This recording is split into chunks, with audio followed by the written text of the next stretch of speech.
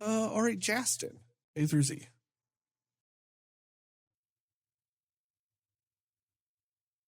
H. H.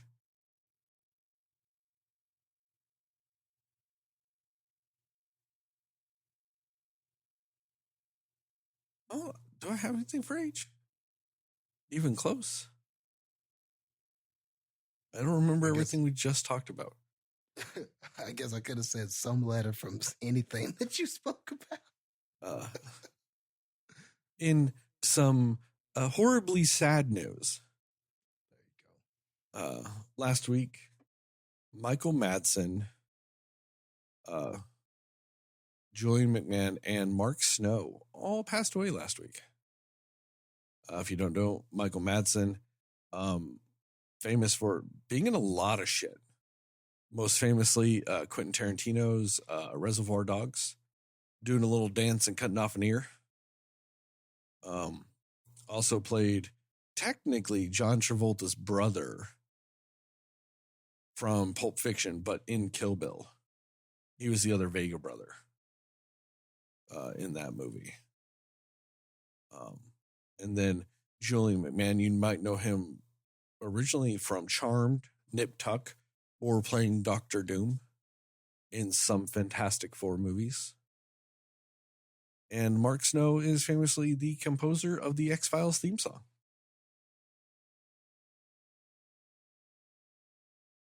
So, all that really sucks. And I wish we could go into it more, but we're trying to keep it brief today because we're doing a lot.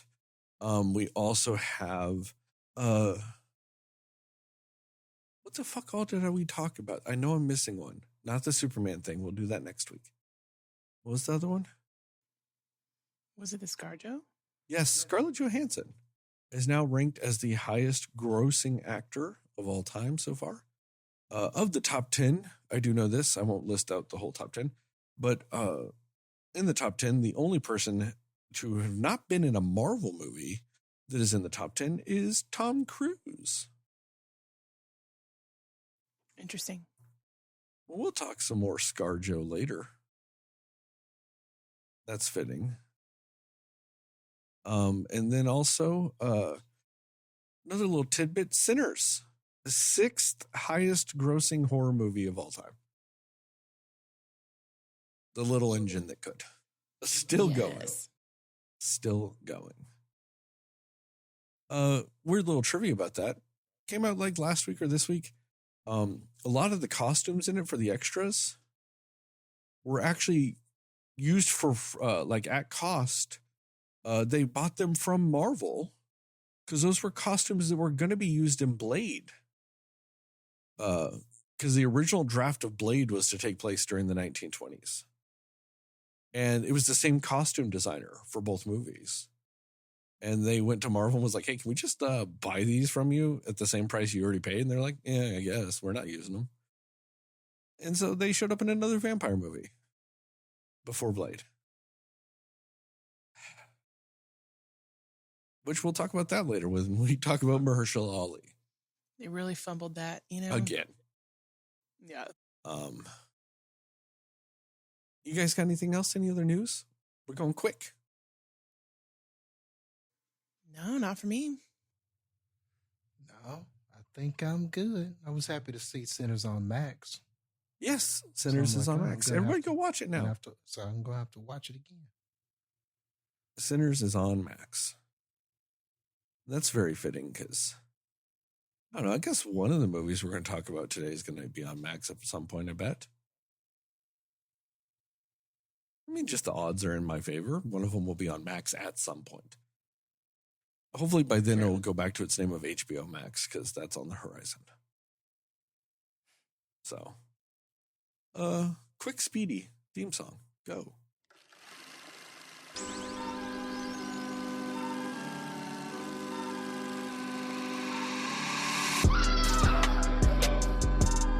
Somebody will listen to me. Nobody knows anything but you. All right. Are you ready? Yep.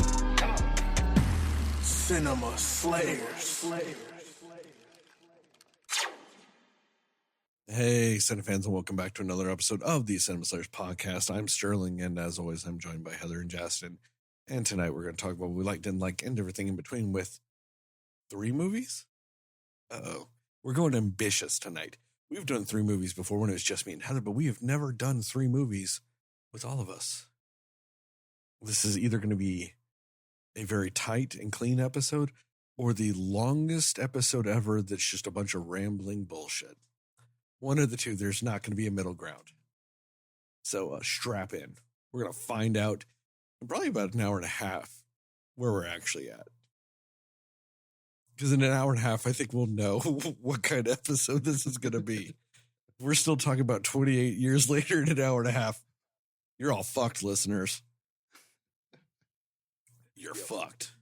And so are we, because we will be recording well into the next day. Well into the next day. Oh, God, I hope not. You've been warned. I've been warned. I've just warned myself.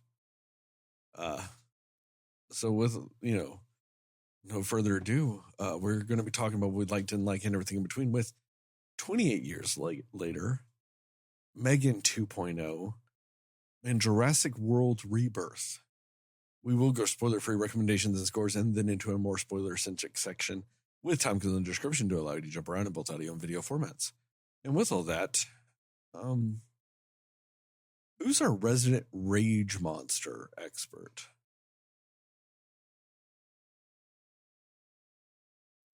Sounds like something young Heather would be into. That's what I was leaning towards too. Specifically young Heather. So we need you to channel young 8-year-old chicken log eating young Heather when you're talking about the zombie movie with all the dicks flopping around.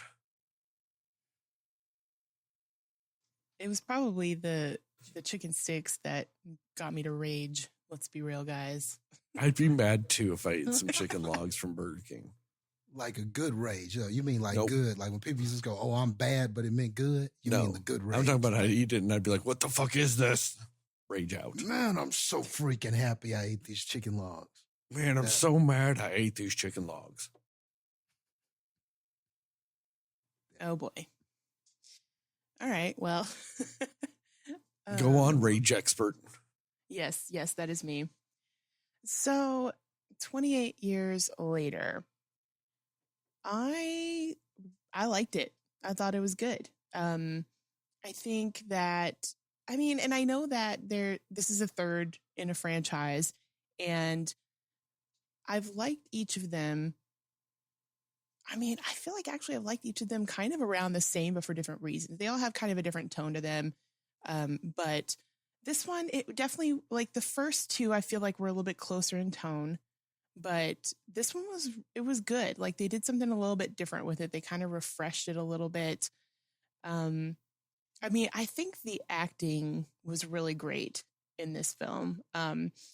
Mostly Alfie Williams, who plays Spike, the young boy in this movie. I think he was excellent. I think he did a great job.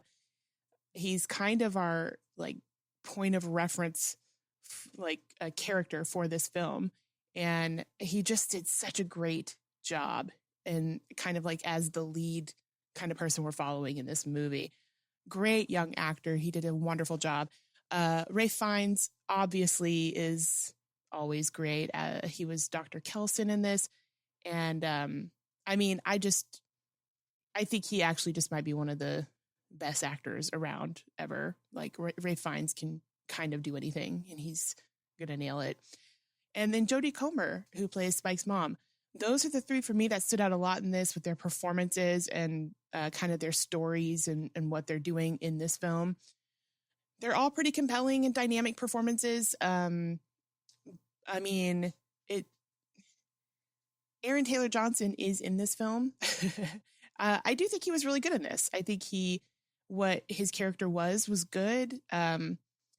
There are also things I wasn't expecting specifically set up the way that it was that we get here with some of the characters.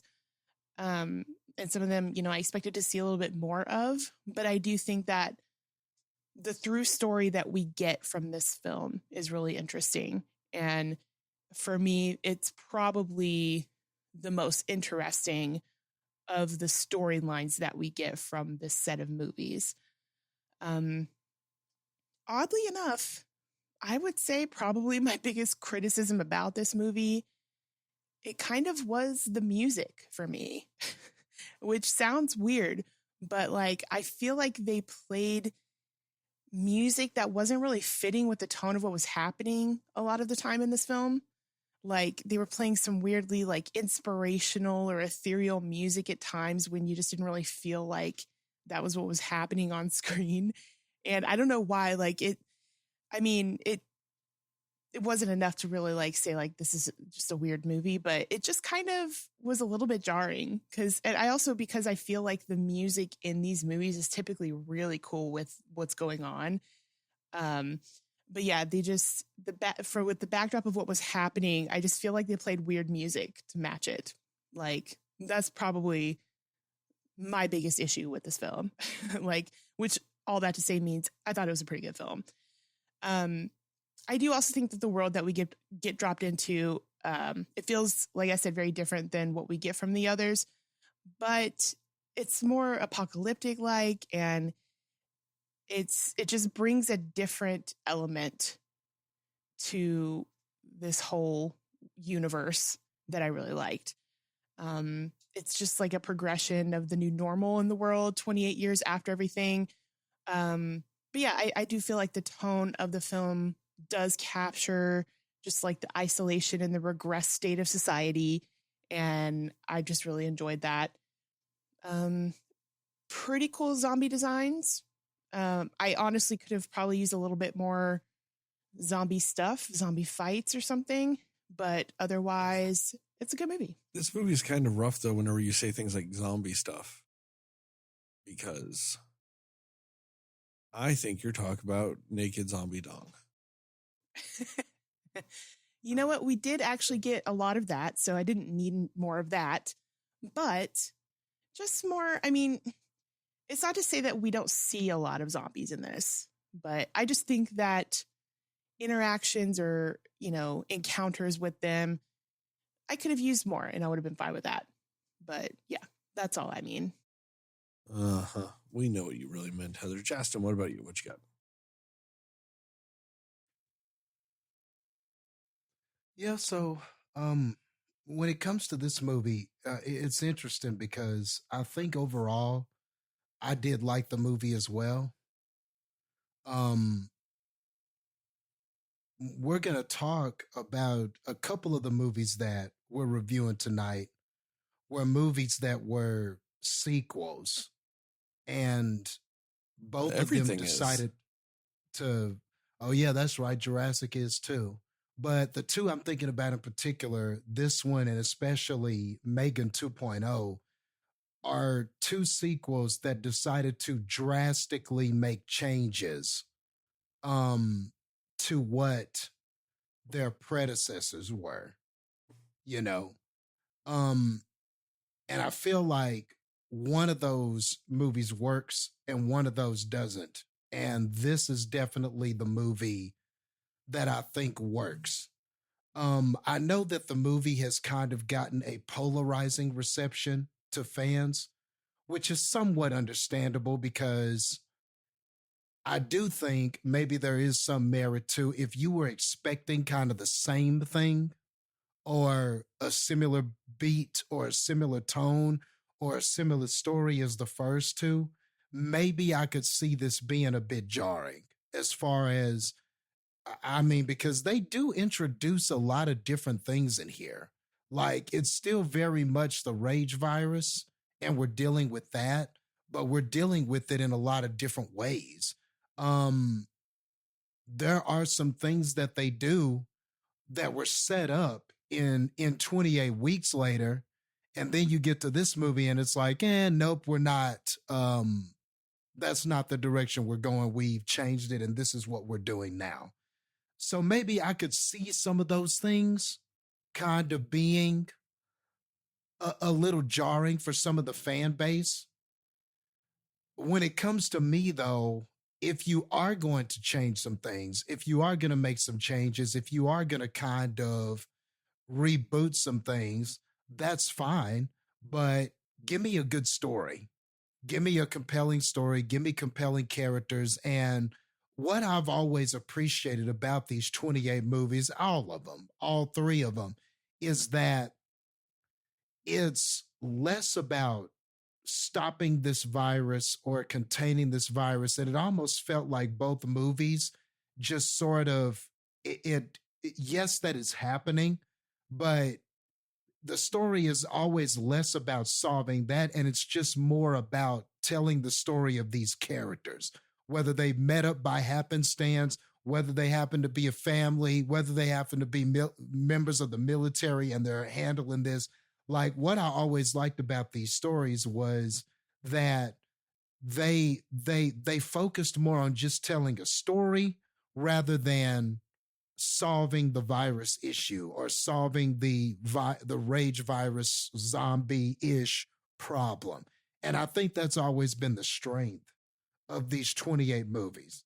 And then obviously at the time when these came out and zombie movies were all the rage, one thing that was distinct was that this was a disease. It wasn't necessarily like they were undead, you know. So sometimes, like, when people compare it to zombies, it is a little different, because while zombies is reanimated undead, these are people, you know. These are people that are diseased. This is a virus. These are people that are infected.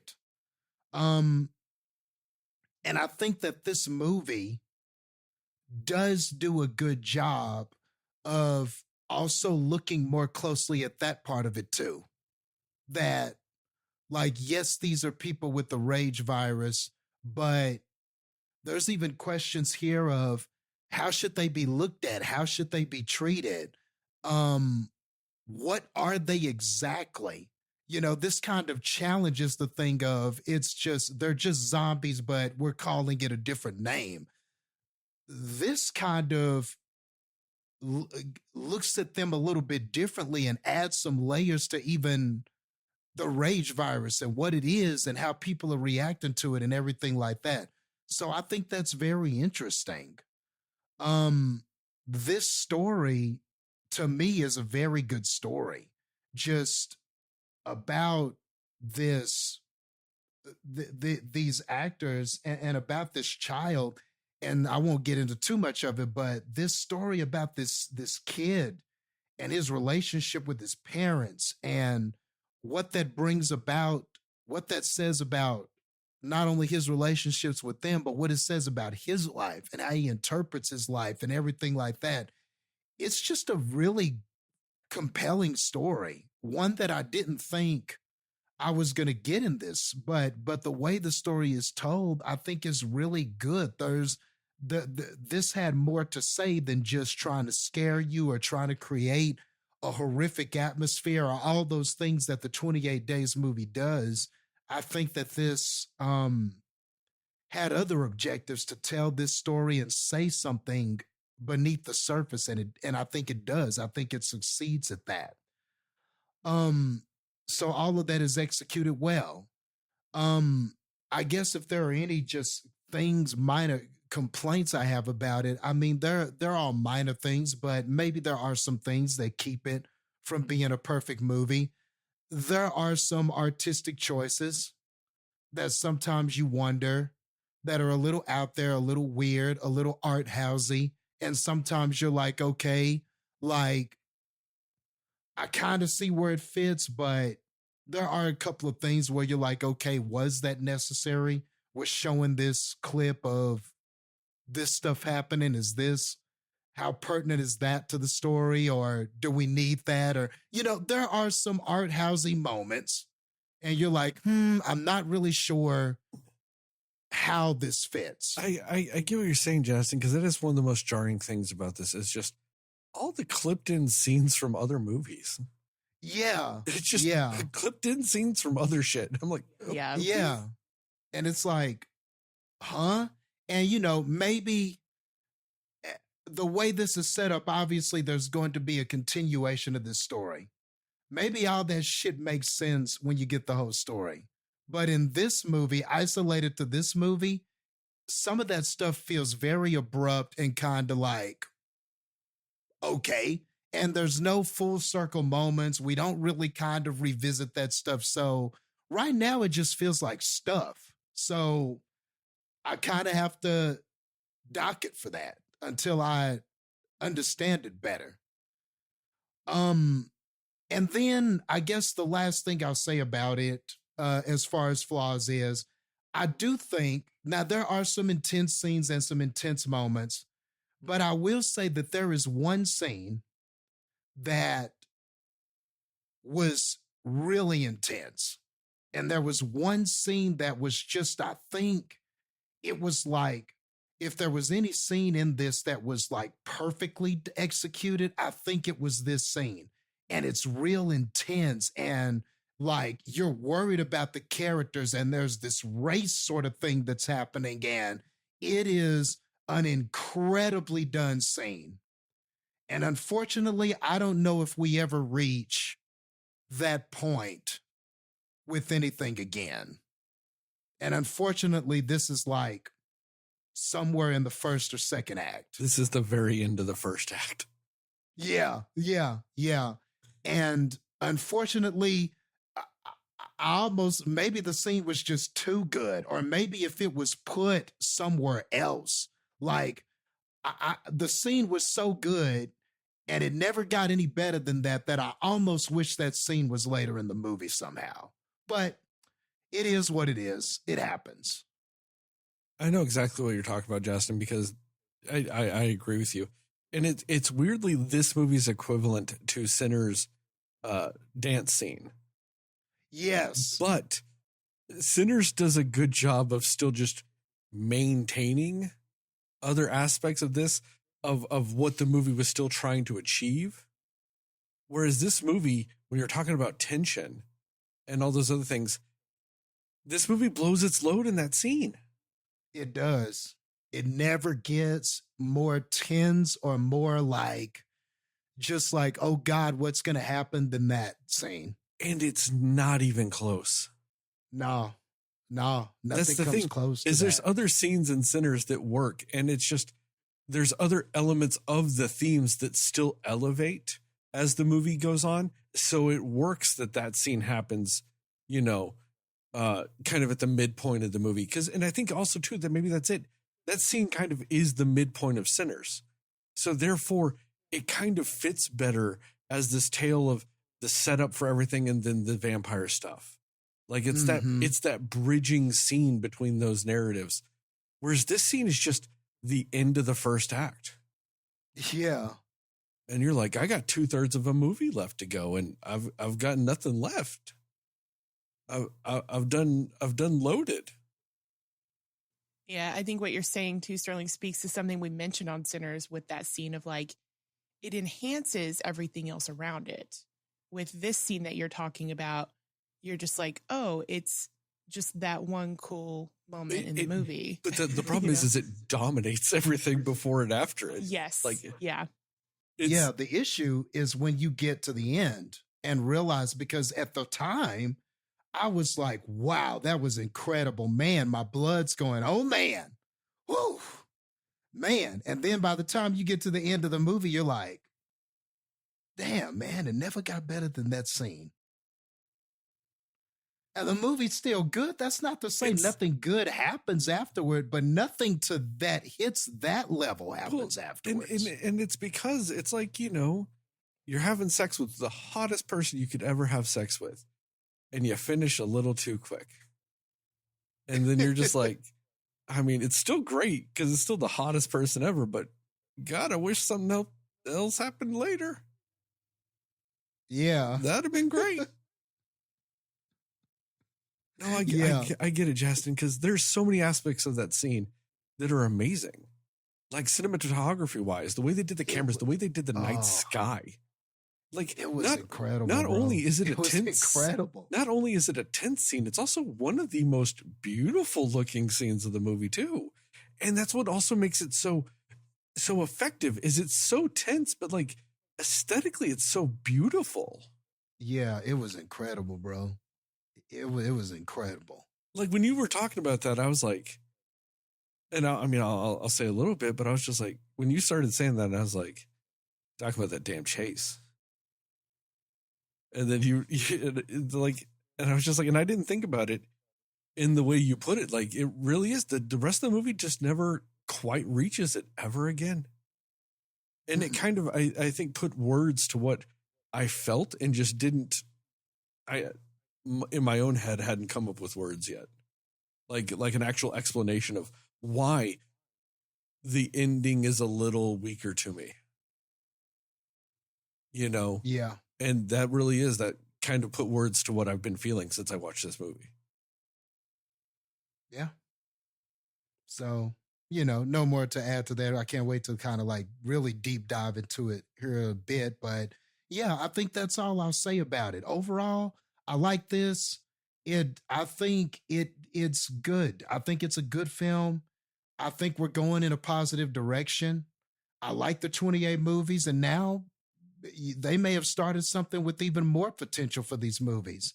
But it's not a perfect movie. It has some flaws, and unfortunately, there was a scene almost too good for the rest of the movie. But yeah, overall, I enjoyed it though. For the most part, I agree with both you guys. Acting was great. This is probably the best I've ever seen. What's his name? Aaron Taylor Johnson. This is the best. Say that. Yeah. Like the next best movie he's ever done has to be Nosferatu, and he's the single weakest part in that fucking movie. And I'm like, okay, Aaron Taylor Johnson, you're now like, I get why people outside of, chiseled abs. Like I'm seeing the acting side of you. I get it. Like now he's getting work too. I mean, he's working. But also now I have the problem of you better fucking do more, asshole. Don't go back. Don't do Craven 2. Don't be doing Billy Bob's Jungle Adventure or some bullshit. Like don't be doing this. I know you. I don't think you were a huge fan of this movie, but I thought he was really good in Bullet Train as well. Like just the character he played in Bullet Train, I think was really good.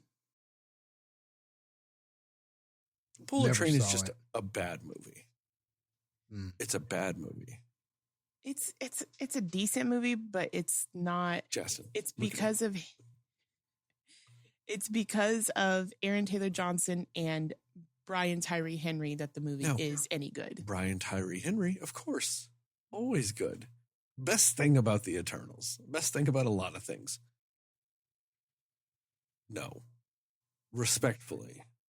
Now look at me, Heather. Respectfully, no. Okay. It's just, to me, it's just such a movie. It really is. It's just such a movie. It wants to be John Wick on a train. It wants to be The Raid on a train. It wants to be all these infinitely better movies on a train. I get it. I mean, and again, it's not a movie that I'm like, I really want to watch this over and over. But I was like, yeah, it's fine. It's decent, when I saw it. So it's a movie. But I get it. And, like you said, Ralph Fiennes, amazing, just knocked it out the park. What's her name? Jodie Comer. Fantastic, great, everybody great. Like so many great people in this movie. But then, Jastin, I'm with you though, dude. Like random black and white movie scenes, just in there. It's to the degree of, it's like they realized while they were editing the movie that they ran out of money to do reshoots, but they were missing shit. So they were just like, hey, what can we throw in here for free? Oh, this movie that's out of copyright now. Oh, okay, cool. Just throw in some scenes of that. That's what it feels like to me. And for the most part, the story I think is really great, with the exception of the very beginning and the very end. Because this movie uses the very beginning and the very end for this one character that's technically in the next movie. Okay, I don't need it in this movie then. I at least don't need the first scene of the movie to be the setup for the end of the movie, to be the setup for the entire next movie. Because that's what it is. All of that is for 28 years later, Bone Temple. Comes out in January. But that's what all that is. And I'm like, oh, okay. I guess. But it's just very jarring because, like you said, Jastin, it's fine if it pays off in the next movie. Cool. That's great. But as of right now, all I have is this movie. What if this movie bombed and they don't release the next one? Then it's for nothing. Now, to be fair, the other movie is already filmed. It's, like I said, got a release date, comes out in January. So there is that benefit of the most likely it was still going to come out. Even if it went straight to streaming or something, it was still going to release or something. But as of right this moment, it's not January. It's July. So none of that shit really makes sense and or matters to me whatsoever. And frankly, right now, as of this very minute, a little dumb. And I don't like it. Like you said, Jastin, second movie could play out. I'm like, oh, greatest choice ever. Makes complete sense. Not dumb. Amazing. Ain't happened yet. So, as far as 28 years later is concerned, I don't need that shit.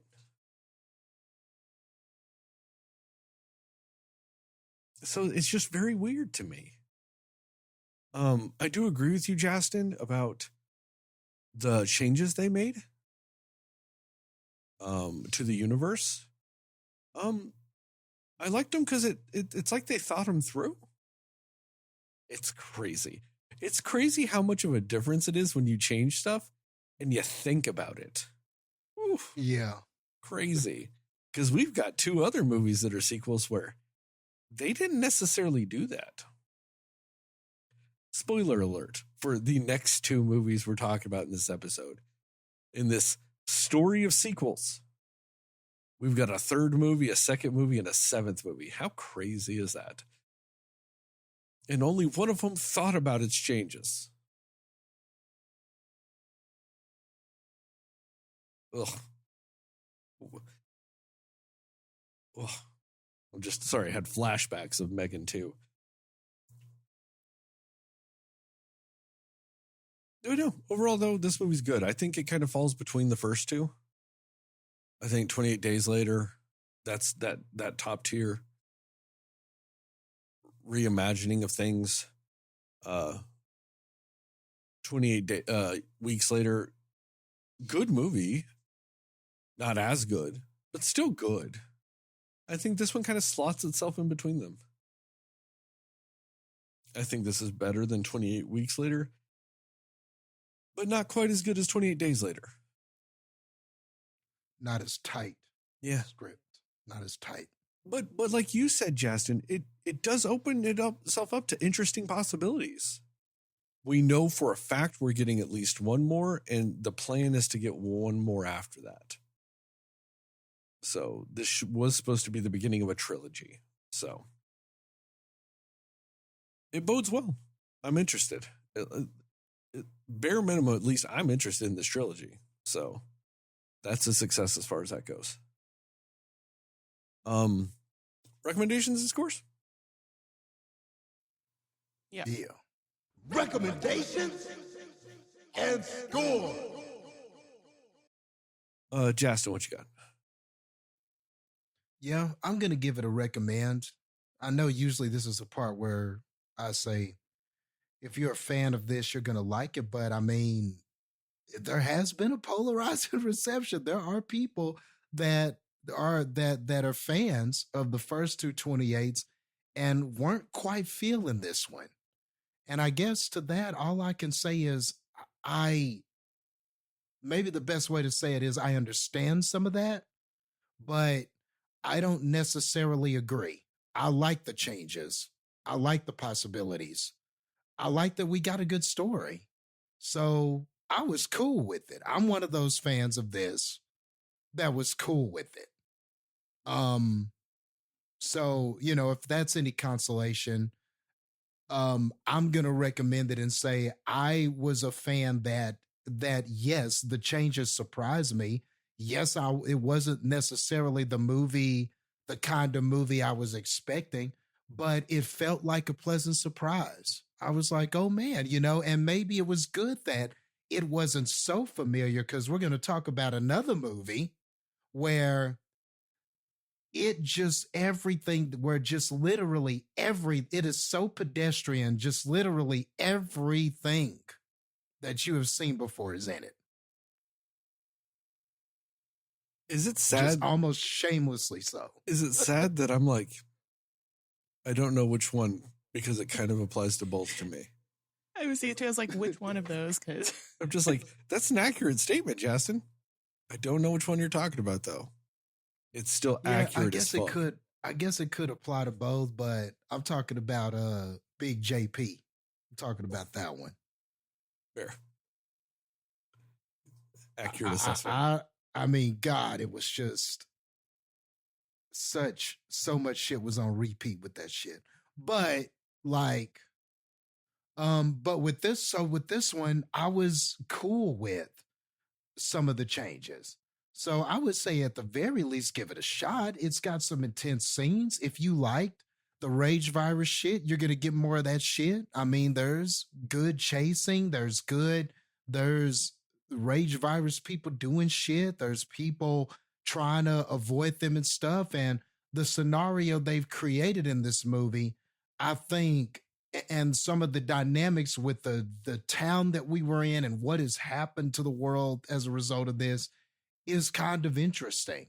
So I think that for the story alone and what they do and the possibilities that they opened up, I think all of that is worth the price of admission alone. And you guys have already said it. You get some really good acting performances in this. Dare I say some of the better ones of the three films that we've gotten. 100%. Yep.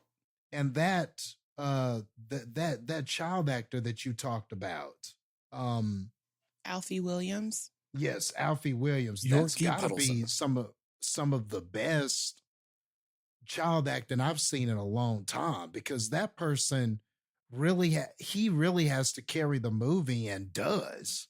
So, I mean, I was really, really impressed with him. That kid was doing a lot to make this work and really just succeeded in a lot of ways. So, yeah, I think that's good enough to recommend. We'll give it. We'll go 80. I'll give it. I think it's a B at least. We'll go 80. One of the running gags after people saw the movie, people were calling it 28 inches later out of 100. Also accurate. Heather, what about you? Nice. I agree with pretty much everything that you're saying and how you guys felt about this movie. To me, the first one is really good and just very, I feel like, I don't know if I want to say iconic, but kind of iconic. I mean, it just kind of has this very different thing about it where it's that movie when you see it, or when people talk about that movie, why people talk about 28 Days Later. This one I feel is, for me, I liked this through story the best.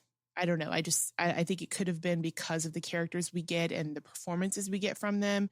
I feel like you do learn a little bit more about them as people than you get to in the others, which is strange because that was actually part of what kind of made those first films interesting, is you don't really dive super deep into a lot of the characters, right? But in this one you do, because that's just the kind of story we're getting here.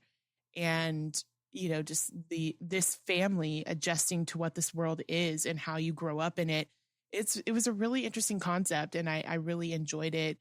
And just sort of a little bit of the unexpected, just relationship aspects that you get from this film were really cool too. And yeah, I think it it did something really cool with a lot of its just world building that it gives you, or expanding on the world that it gives you. And I thought that was really well done too. So yeah, overall, I do definitely recommend it. I think it's really a good movie. And I'm kind of where you're at, Jastin. I'm going to give it 80 arrows to the throat out of 100. I'm sorry, what was the number? I missed it. 80. Okay. Well, fair enough. Yeah, watch it. I recommend it. Really good. It does have issues, but still pretty good. I think this is how you do a sequel right. You got a lot of sequel wrongs coming up. This is how you do a sequel right. Just so I'm not repeating a bunch of the stuff you said. You guys said, I'll just go ahead and get my score here. Really enough, 80. We're all sitting at 80s. I think this might be the first time we've gotten everything perfectly aligned. I was about to say, that might be a first time ever. Because Nice. even with Sinners, Heather was 1 point higher than Jastin and I.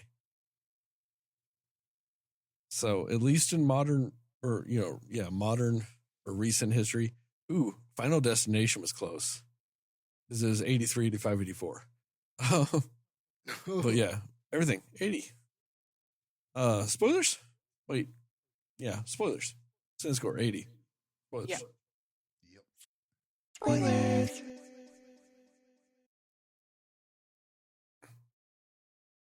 We might as well talk about it though. Let's start with it because it's not jumping to the end this time. It's jumping to the third.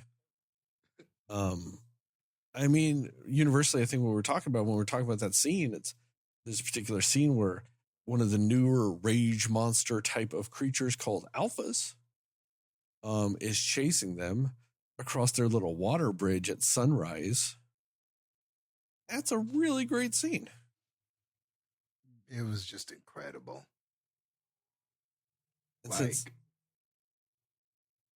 It was such a surprise when it started because, like, they're already crossing and he's just kind of standing there. And I love that the alpha's just kind of standing there watching Spike and his father cross. And, like, I like how they waited. Like, he didn't immediately start running. He was just standing there. And so you're thinking, okay, he's not going to pursue them. They're just, he's going to watch as they go across. They're too far away. And the shots were so good about showcasing distance, like how far he was from them and stuff like that. And they were giving you all these different shots. And you're thinking, okay, I guess he's just going to stand there and watch them. And then he takes off and he starts running after them. And the speed at which he closed the distance, like, but what was cool about it is that, okay, he's an alpha, he's rage virus guy, he's big and strong and kind of like this evolved version of a person who's on the rage virus. So the idea that he's faster than them, okay, but still, they did such an incredible job with those camera cuts and the position of the camera and the angles at which they were shooting it from to show just how far away he was and how incredibly fast he closed the distance on them. Oh yeah. And like I was saying too, it's intercut between that and like this really beautiful night sky, like sunrising night sky. And that reflecting off the water and stuff, because like since England has like no power left, there's no ambient light near them anymore. So it's just all pure like stars and sky. And so you get this really nice view because you get the reflection off the water and the night sky and they're running through it. And like you said, Jastin, it's just cutting back and forth between them and that monster. Like from all these different angles too. And it just really creates for a very like interestingly beautiful yet tense shot, like scene. And like they're going and they're yelling and they're trying to wake up the people at the fucking guardhouse so they can like use their mega guns on them and shit. And like And it was really great because like at one point, like I know you're thinking, oh, well, the main characters, so they're going to be fine. They're going to be fine. Who cares? They're going to be fine. But the scene actually does a really good job of it at a certain point going, fuck, they might not be. Yeah. Yeah, suspense at its finest, honestly. Yeah. Because even like you said, at first you're like, okay, they're going to make it. But as the alpha was getting closer and, you know, we're tripping and falling and getting up and he's closing the distance and then you start thinking, well, could the father sacrifice? You know, you start kind of thinking in your head, so they're not going to kill Spike. You kind of feel like they're not going to kill him, but then you're kind of like, is the father going to make it? Yeah, you're kind of like Ab's about to get killed, ain't he? Yeah, you start thinking that they got me because I started thinking, well, are we both going to make it, or is one of us going to have to, you know, like he's just going to have to stop and turn and just start unleashing arrows, knowing it's not going to stop him, but just delay him enough for his son to get away, type of shit. Yeah, yeah, yeah.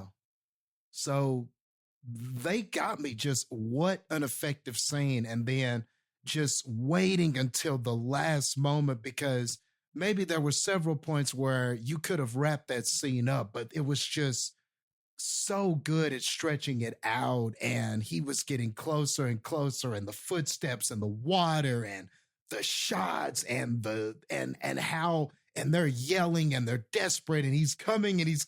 It was just great, man. It was incredible. Like, what an incredible scene.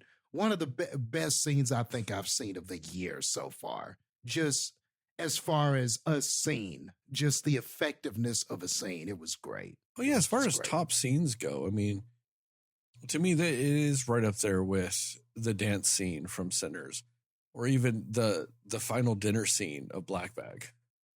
Oh yeah, that was another one. Yeah, that was incredible. No, it's up there. Yeah. With just pure individual sceneness, it's definitely up there. Then just talk real quick about when I was talking earlier about the beginning scene and the end scene. So the beginning scene, you get to see these kids watching Teletubbies in a house that all hell breaks loose in, and a kid gets out and he goes to his dad and all hell breaks loose and he, you know, hides himself, whatever. And you come to find out later that that's little Jimmy? Isn't that the name, Jimmy? Yeah. And then you see some Jimmy later and you get to see Jimmy at the end, which weirdly enough, Jimmy is Vampire Man from Sinners. Yeah. Weirdly enough, this man's having a weird kind of Renaissance type of thing. But I don't know. It's kind of weird that the opening of the movie sets up Jimmy. And then you get a name Jimmy on a bag later, wrapped around a guy. And then you get a Jimmy at the end. Like, that's real weird to set up the end of your movie at the beginning with nothing else between. A little weird to me. Don't necessarily get it. Weirdly great scenes, though. I don't know about you guys. I thought that was Aaron Taylor Johnson's character as a baby. I did too. And I think it was really smart of them because his name was Jamie, who easily could have been Jimmy, but kind of like changed his name up when he got older to kind of remove himself from a situation. I thought that was smart. Yeah, or his name was Jamie and they called him Jimmy or something. And yeah, either way, and that's what I thought too. Or I want to say his wife called him James or something. Yeah. I don't know. Maybe not, but maybe she did. And which is also long for Jimmy. Exactly. So I was like, it was really smart. And I feel like they definitely did it on purpose to name them so similar to where you could be like, oh yeah, well, that's obviously him, right? I totally thought the same thing. Yeah. But then you come to the end of the movie and you're like, oh, different guy. The thing I didn't like about the end of the movie with it is, and maybe they'll get into it in the next movie, whatever, but like their rage monster fighting style was incredibly reckless and would get infected blood everywhere. which seems counterintuitive to stopping it.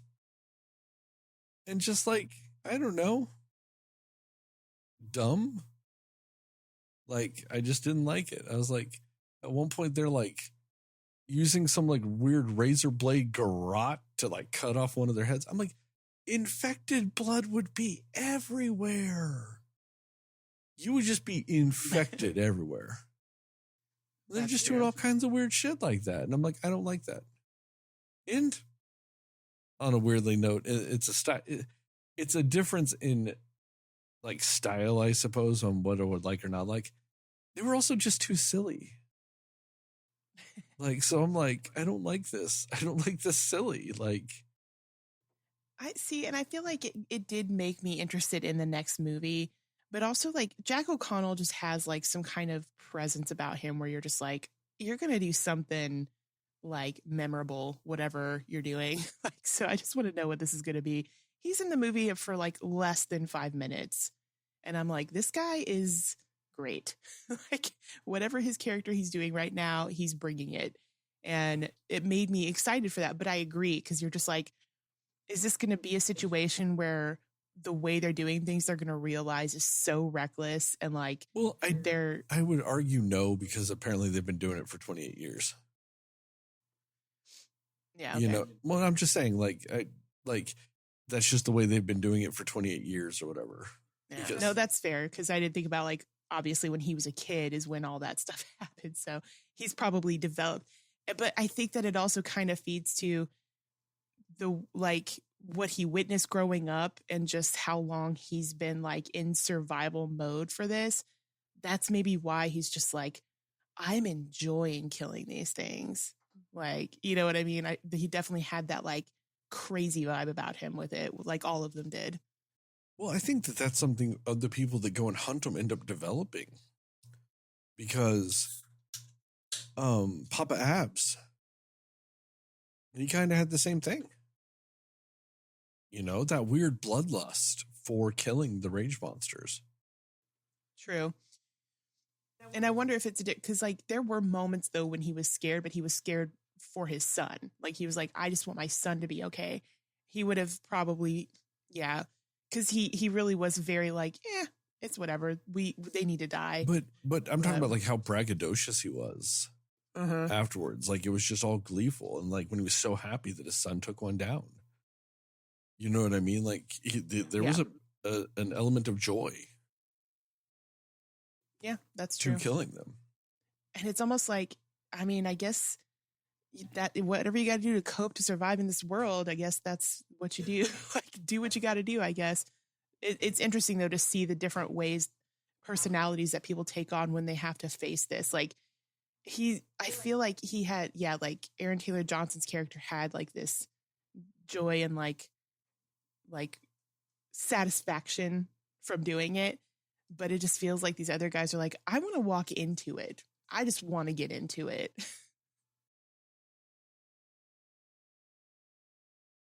Jastin, what else? What do you got?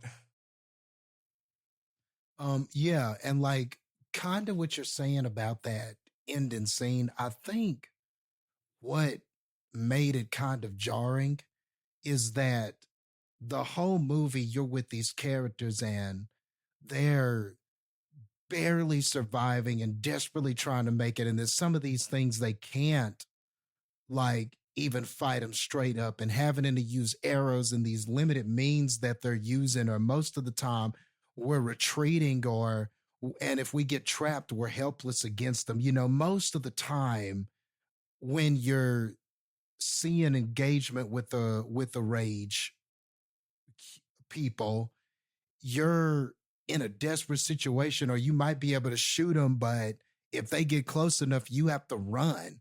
So it was a little jarring to have this team of almost Power Rangers, or like this group of people.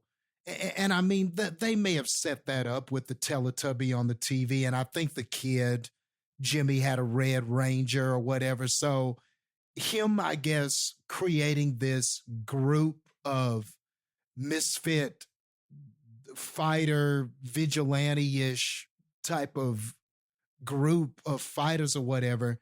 I guess we're going to find out that more about that. And I guess it seemed likely for the character because that's how he saw himself as a kid. You know, we got a flash of that, but very, very different from everything and the tone and everything that we had seen before that. You know what I mean? So it was a little like, whoa. And then, you know, they're fighting them and reveling in the kills and toying with them and stuff like that. So you get that Jimmy and his band were good at this or enjoyed this or rebelled in this or kind of liked it a little too much. You got all of that, but it was a stark contrast from everything else we saw in the movie. Maybe if they had just stopped it where I'm forgetting the kid's name. Spike. Where Spike is in trouble and maybe they just show up. Maybe Jimmy just shows up and you don't get to see any fighting. They just show up and say, can we help you with this or whatever? And maybe everybody, and maybe, you know, Spike's got his arrows and Jimmy and these guys, we don't get to see them fight yet. Maybe they just kind of square up and they're all headed towards these rage people. And maybe you don't show them fighting and maybe the second movie opens with them destroying them. You know, I don't know. I just feel like you had created this tone. You used the entire movie to create this tone. And right at the end, we sort of completely go against that to have this scene. Now, and maybe that's just kind of one of the risks involved, because on one end, it does make you kind of excited. Well, damn, who are these raw ass people able to do these rage people like this?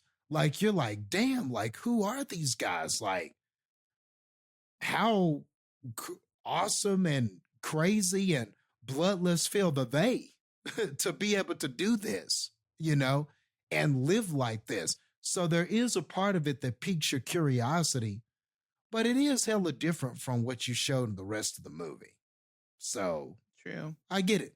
Yeah, just so jarring to me.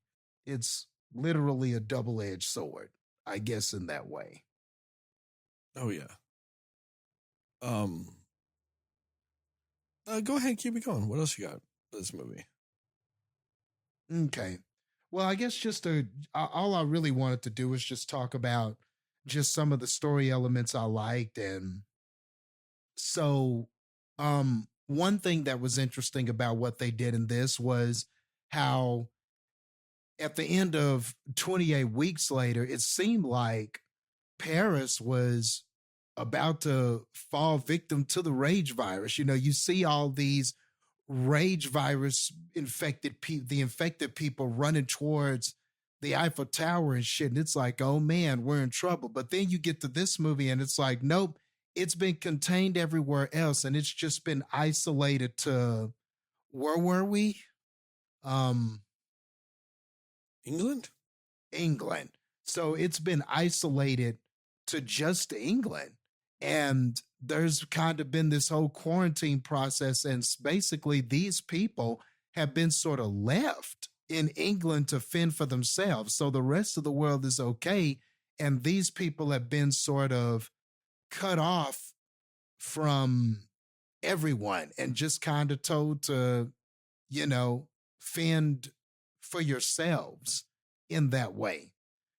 So it's interesting because like the rest of the world has sort of cut off England and these people that are trying to survive and live and everything. The world has kind of cut them off. And then within the movie, you know, Ray finds his character. That society had kind of cut him off and separated from him. So like, you know, you have sort of all of these sort of things going on with kind of these dynamics with with these people and the rest of the world, how they looked at other people, how they looked at people in the rage virus. And it was almost like in this society, the infected people had kind of become like, it was almost like they celebrated killing them. Like it was almost like they had sort of, it's weird to say dehumanized, but that's sort of what they had done. Like it was kind of like, you know, they would wear a mask that kind of looked like one of the infected people. And it was almost this celebratory thing. And Aaron Taylor Johnson, you know, Jamie, when he was going out there with his son and stuff, it was almost like he was doing it for the glory and for like he wanted to be out there. For the story, kind of. For the story and kind of the glory of it. And he even told his son at one point, the more you kill, the easier it gets. And like all this kind of stuff, and didn't really look at them. They were just kind of almost like wild game or like inhuman. It was almost like it was okay to kill them in this society, and they're infected. You know, what are they anyway? But what I think is interesting and kind of cool about the story is that this added some elements to the infected people to go, well, are they just infected people that deserve or need to be killed, you know? Because they're not really like zombies, like reanimated dead. They are people, I guess, still. And even though they are infected, now we've got these like rage infected people. And now there is this alpha person who is kind of running them. And they sort of have now we're seeing them sort of develop like social behaviors and almost these customs and things, because now you got this alpha that is running them and telling them what to do and sort of commands them and everything like that. So I thought that was interesting.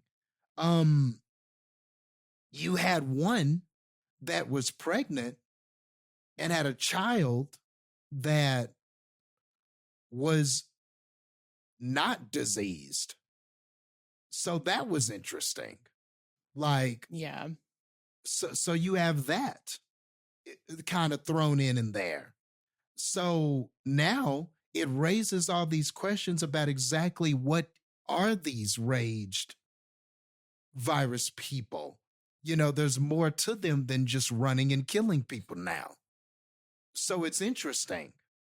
And then it brings up kind of these issues of morality, because while this society was kind of like, oh yeah, hunt them, kill them, and we celebrate killing them and everything like that. And they are these people that live on the other side of the wall that we need to watch out for and kill and everything. Well, now you sort of introduce these things. And now this child that we chose to take care of and showed a little more humanity, you know, we had characters show a little more humanity towards that child. So it just kind of, so now there are even these different dynamics now with the infected and not infected. And who knows with that child? They said the child wasn't infected, but I mean, but could the child still be a carrier, but just asymptomatic? Who knows what they might wind up doing? Like the girl in the Weeks. Yeah. Yeah. I was thinking about that. I was like, could an older Spike return to his town and it be nothing but rage people? I mean, I guess technically they could go that direction, but either way, sorry, I kicked my cup. And guess what? Nothing came out because it's an awesome cup. Nothing came out of the Stanley, even though that happened. But so all of that raises all of these interesting questions. So I just thought all that shit was hella cool. And the last thing I'll talk about just really is just this story with this kid Spike. And I thought what was so cool was the first half of the movie, it's him and his father, or at least the first act of the movie. You get to see him go on this journey with him and his father. And you can tell he looks up to his father and everything like that. But I love this story of this kid kind of finding out the truth about his father, and that his father really is flawed, and there are all these things about him that he doesn't want to be. You know, at first it seemed like, oh, I'm the kid that wants to be my father. But as he finds out more about his father, there are some uncomfortable truths about him. And, you know, he learns about his father's infidelity. His father is kind of making up these stories, and, you know, he kind of finds out the truth. And the kid is kind of like, oh, I don't know if I quite vibe with that. And then the whole thing with the mother and him kind of wanting to, my mom is sick, I want to do something to try to save her. And the father kind of just and accepting the fact that the mom is going to die. And maybe they weren't as forthcoming with Spike about her condition and her situation, but still, the behaviors of the father versus what the son wanted to do, you could see a clear difference in that. But what's cool is then he goes on a journey with his mother to try to help her and save her. And that doesn't also end well. There's some very uncomfortable things he finds out about her sickness and what she actually has and everything like that. And so having to come to grips with the truth about his mother. So this is a kid who went on 2 different journeys with 2 different parents and found out the truth about them. Both very hard or difficult things, difficult truths for him to have to process. But ultimately what does happen is he realizes that he has to become his own person, and that his life can't be about being about them. So in a way, yes, this is about rage viruses and we got alphas with big dicks and all this other shit. But I really like this story about this kid kind of coming of age through really learning the truth about his parents and how different they are from them. And like, yes, there are things he respects and loves about them, but also kind of the understanding that this is not who he wants to be and trying to become his own person. You know, I liked all of that shit. And the really last thing I'll say is just, I think his interactions and relationship with Jimmy is going to be interesting, because Jimmy is also a person who saw what his father became and stood for and everything like that, and went the opposite way. You know, Jimmy's father gave him that crucifix at the beginning of the film, and I noticed that he's wearing it, but it's upside down. And, you know, this is somebody who has decided to take his own path, unlike his father, who had kind of thought that the rage virus was the end of the world, and we just need to let them have it because this is the end of the world. So essentially, you're going to have 2 characters that can sort of relate to each other with how they chose to part ways with their fathers and be their own person. But like, Spike is this person who is much more like humane, and he hasn't just become this person who is just like a rage-filled rage virus murderer. You know what I mean? You know, he very much is doing this to survive, but is very much a different person, and it isn't all about that life. But now here's Jimmy, who is all about that life. So I wonder, I can't wait to see the conflict this is going to cause, you know. But this journey and this story of Spike made me really excited for that. So, yeah, they were doing a lot with this story, but those were the aspects that I really, really appreciated about it. I thought that that was a lot of fun and very like reflective and worthwhile to talk about afterwards. Yep. Heather, what about you? Yeah, I think, and something you said kind of summed it up for me about Spike, just how this is really a coming of age story for him. I really loved that part of this whole story the most, I think, because, you know, you're right. He's this kid that's like, you know, he's trying to be brave and he wants to be like his dad and all these things.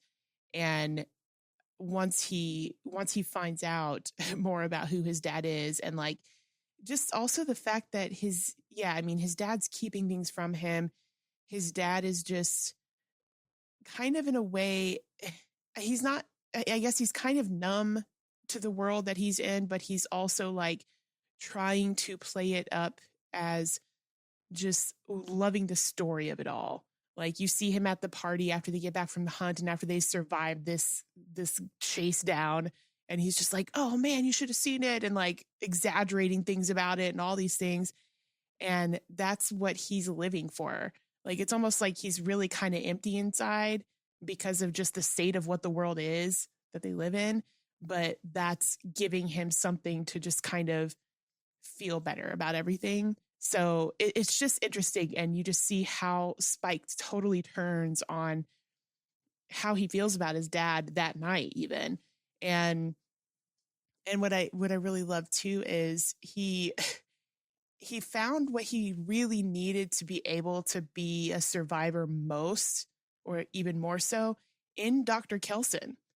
Like the kind of way that he was being with him when they met up was, I think, more helpful to him than a lot of other things that he was taught by his own father.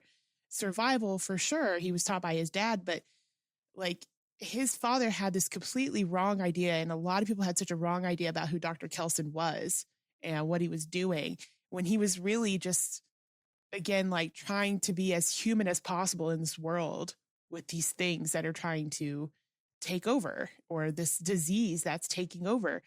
And like to the point where he's naming them and he's like, oh yeah, he's been around for a while. This is Samson. And just his whole mentality about the infected is so different than anybody else. And he's out there with them.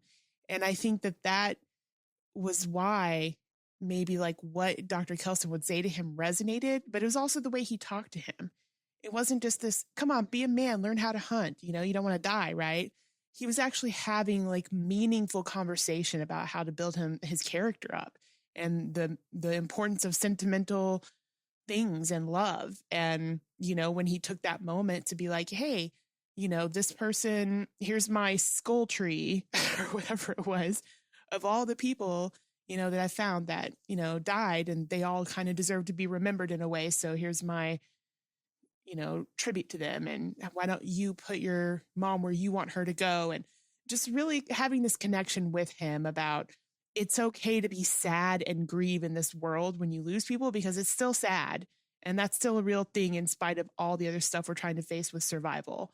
And I loved that was their relationship, because Dr. Kelson's not in this movie for a long time, you know, and he kind of shows up more towards the end of it.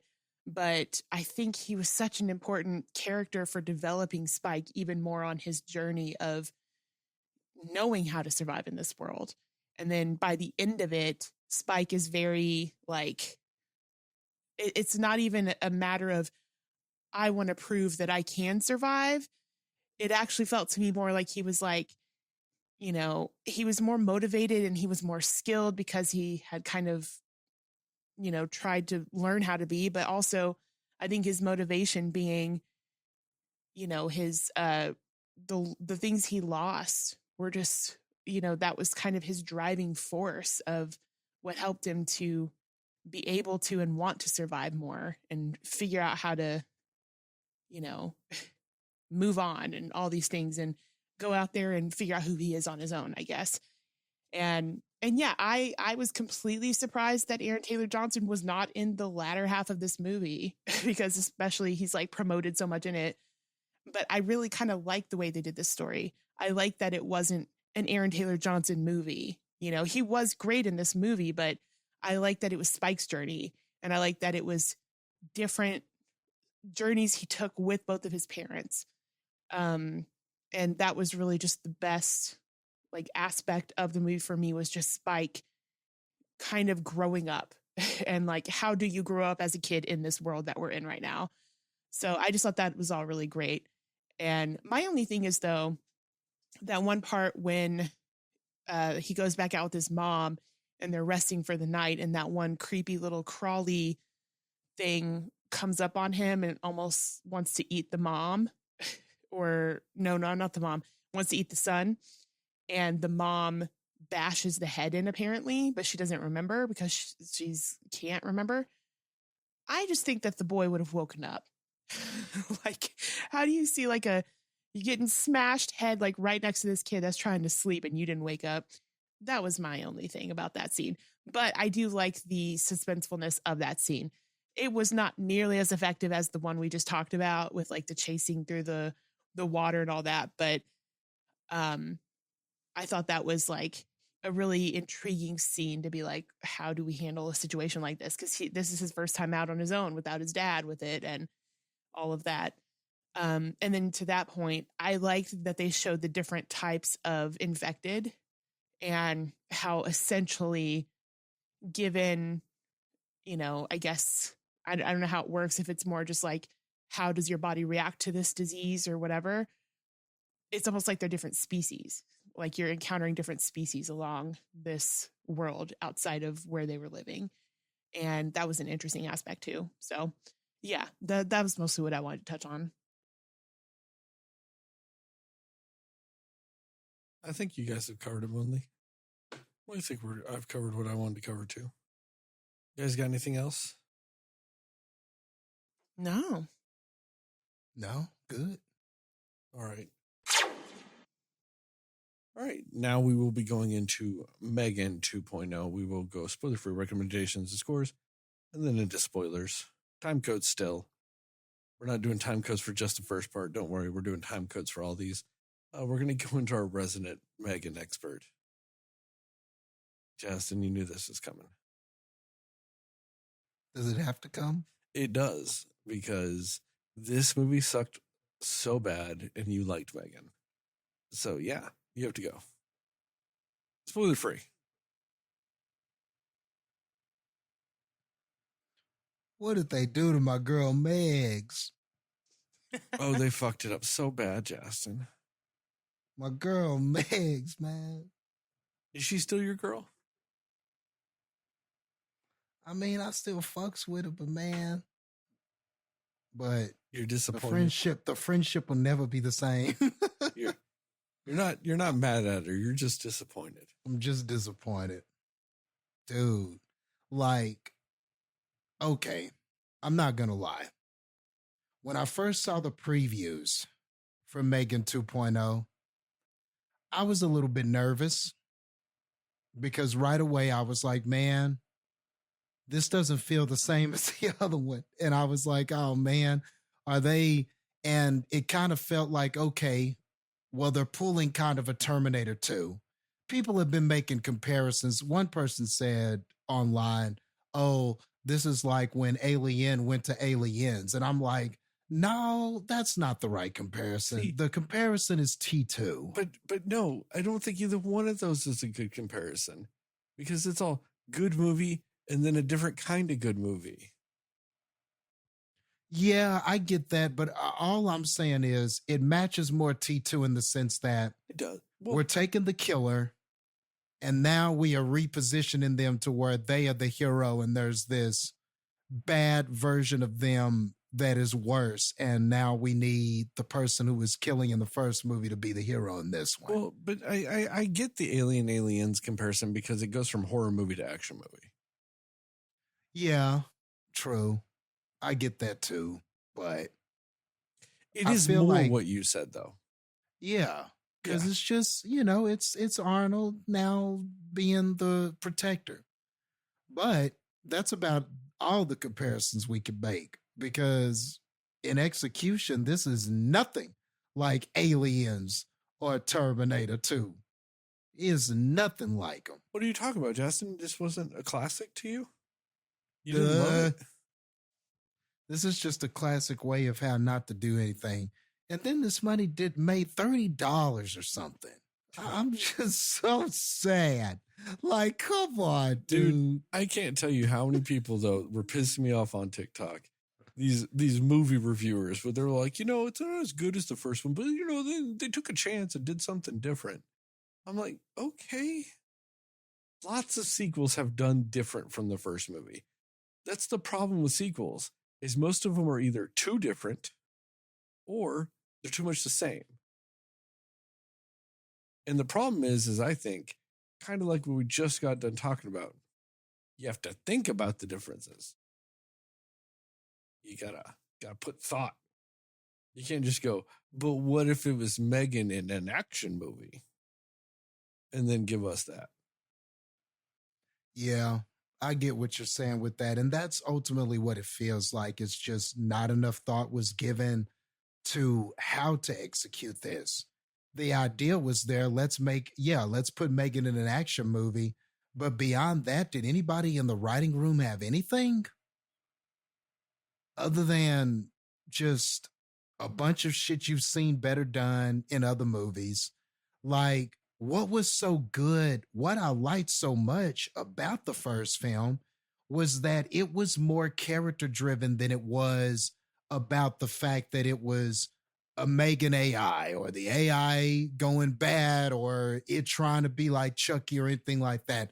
It really had a good theme with the whole thing about the kid mourning and then attachment theory and that the attachments, the artificial attachment to this Megan thing versus her and them unable to connect. And like you definitely saw the writing and the pieces and it all kind of fit together and it all kind of made sense in that story. And then Megan, but Megan is an entertaining character. Megan was doing funny stuff. Megan had quips and Megan is a fun character. So that first movie worked because they concentrated on story and they gave us kind of a fun character in Megan. It worked. And the marketing was great. Megans were at football games and all kinds of places. It was just the perfect storm of things. And then this is like the perfect storm of bad. It was just everything good about the first movie just wasn't good in this. Megan wasn't as funny. Megan wasn't as cool. Megan didn't seem as hip. So that was weird. Our characters that we're familiar with, our aunt, Gemma, and our little girl, like Katie, they weren't as interesting characters in this. What were the arcs for these characters? I don't really know what they were. They just did. We don't like Megan as much, and then we like her a little bit more by the end. Was that the arc for them? Was that the best we can do? And that they went from technology bad to technology okay. Yeah, I guess. But I feel like with as intelligently written as the first script was, this script just lacked any intelligence. And I get it. Okay, Megan's good, and we got to fight this AI villain, but nothing about that was interesting or nuanced or anything. And then the big surprise they had at the end was underwhelming. So it just felt like nothing worked, man. I didn't think the comedy was as good. Megan wasn't as good. And the story just wasn't as good. So ultimately, when I look at this movie, it just goes in that bin with all of the poorly executed sequels that we have gotten over the course of cinematic time. And that's unfortunate because I like Megan, but I do not like this movie. I'll go next. So we did a review of Megan. And I was like, man, I want more violence. I want more of a body count. I want more all that shit. And this movie came out. And it had more violence. And a higher body count. And all that shit. Man, I was wrong. That does not make for a better movie. Doesn't make for a more interesting movie. I'm sorry, Megan. I didn't even rewatch you, and I can still already apologize because I was wrong. Everything I wanted from you, I got in this movie. And I was wrong. It indeed makes for a worse movie, a less interesting movie, a just less thought out and crafted movie. It's just wretched. This movie is wretched. Like where you had your dancing scenes, man, they danced. Technically. But it sucked. There was a singing scene. It sucked. There's murders. Everything sucked. There's not a single bit of interesting storytelling or filmography or cinematography or set design or just anything in this movie. Why at the end of this movie did it feel like they were just in some reject Dr. Evil lair? Everything just nondescript bullshit. And then on top of that, there's a weird amount of idol worship towards one of the worst human beings to ever exist in Steven Seagal. Oh, That was rough. If you did not hear the episode where I gave the mea culpa about praising Steven Seagal and then going, well, never mind, guys, I found out more about him and how he's a terrible person, where he is legitimately a fascist and a sex trafficker, like kidnapped a person and for sex torture type of shit. But he got off with it because the people that were going to investigate it were also the cops he volunteered with. And on top of that, I know he had a blues album, but I didn't know that there was one song about wanting to get the punani. And I'm not lying. That is a direct line from that song. You haven't truly contemplated the meaning of life and how much it sucks until you think about Steven Seagal saying punani in a blues song. And this movie's like, yeah, Steven Seagal. Out of all the fucking people you could talk about martial artists in this world, Steven fucking Seagal. there's so many of them to choose from. Yeah, right. There's so many of them just to choose from, and they chose him. It's so They chose bad. the most problematic person. It's the worst. Back to your point, no thought was given. No thought. Exactly. This movie is just a bunch of shit. This movie's a first draft. It felt like that. It's a first, no revisions, no notes, no nothing, just first draft. Whatever came to their mind and they diarrheaed out onto final draft is what the fuck they filmed. It's fucking dumb. Like, right down to what is it? The incompetent army guy that's like, oh yeah, look at our shit. And then he's like, oh no, we're bad. It just turns into a bumbling idiot that somehow realizes the error of his ways when he was stabbed by a robot. And he's like, oh, maybe Gemma wasn't bad. Okay, that proves nothing. You were wrong the whole time, but that still proved nothing. And also, when was this movie actually written? Like 1997? The amount of times they keep bringing up EMPs.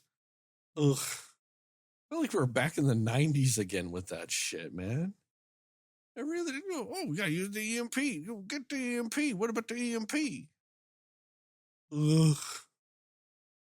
And also just that sing-song scene. Holy fuck, that was bad. That was wretchedly bad. Like, I have never sat in a movie and wanted to just scream. Just scream. Just like a cathartic, animalistic 28 years later scream. Than I did in that scene. I don't even know what the fuck that song was. Does anybody know it? Did you know it, Heather? Did you know it? I definitely did not know it. It's just, it wouldn't surprise me if that's just called Song. And she's singing it, and Jim is sitting there like, don't you sing the chorus, like she knows what the chorus was. I thought she was singing the chorus. Apparently she wasn't. Apparently that song is called This Woman's Work by Kate Bush. Okay. Never heard it. Yeah. Because like everybody else, I only know the one Kate Bush song from Stranger Things. Yeah. Like, how would Gemma know that? That woman's younger than I am. She wasn't around. If I wasn't around for prime Kate Bush, you know her as one. But again, no thought of all the songs you could pick. Man, it's hella songs. I mean, you've got Chapel Roan. It's a song, God. You've got Chapel Roan through all the fucking trailers and promotion for this. She can't sing no Chapel Roan. She can't be sitting there going HOTTOGO. Can't be singing that Hot to Go or that Pink Pony Club. And sing the song from the fucking trailer, Phenomenon. Or even when they did like the Britney songs with it, like in the trailer promotions, like do a Britney song or something. Like, yeah, how many bad what is it? bitch? Not a girl, not yet a woman. Even if you're going that route, like with the slower songs, like how whatever. many bad bitch female positive songs are there? Right. There are millions of them. I mean, we could choose one that people are familiar with. Because nothing makes more sense than technically a teenage robot singing a song from 1982 in 2025.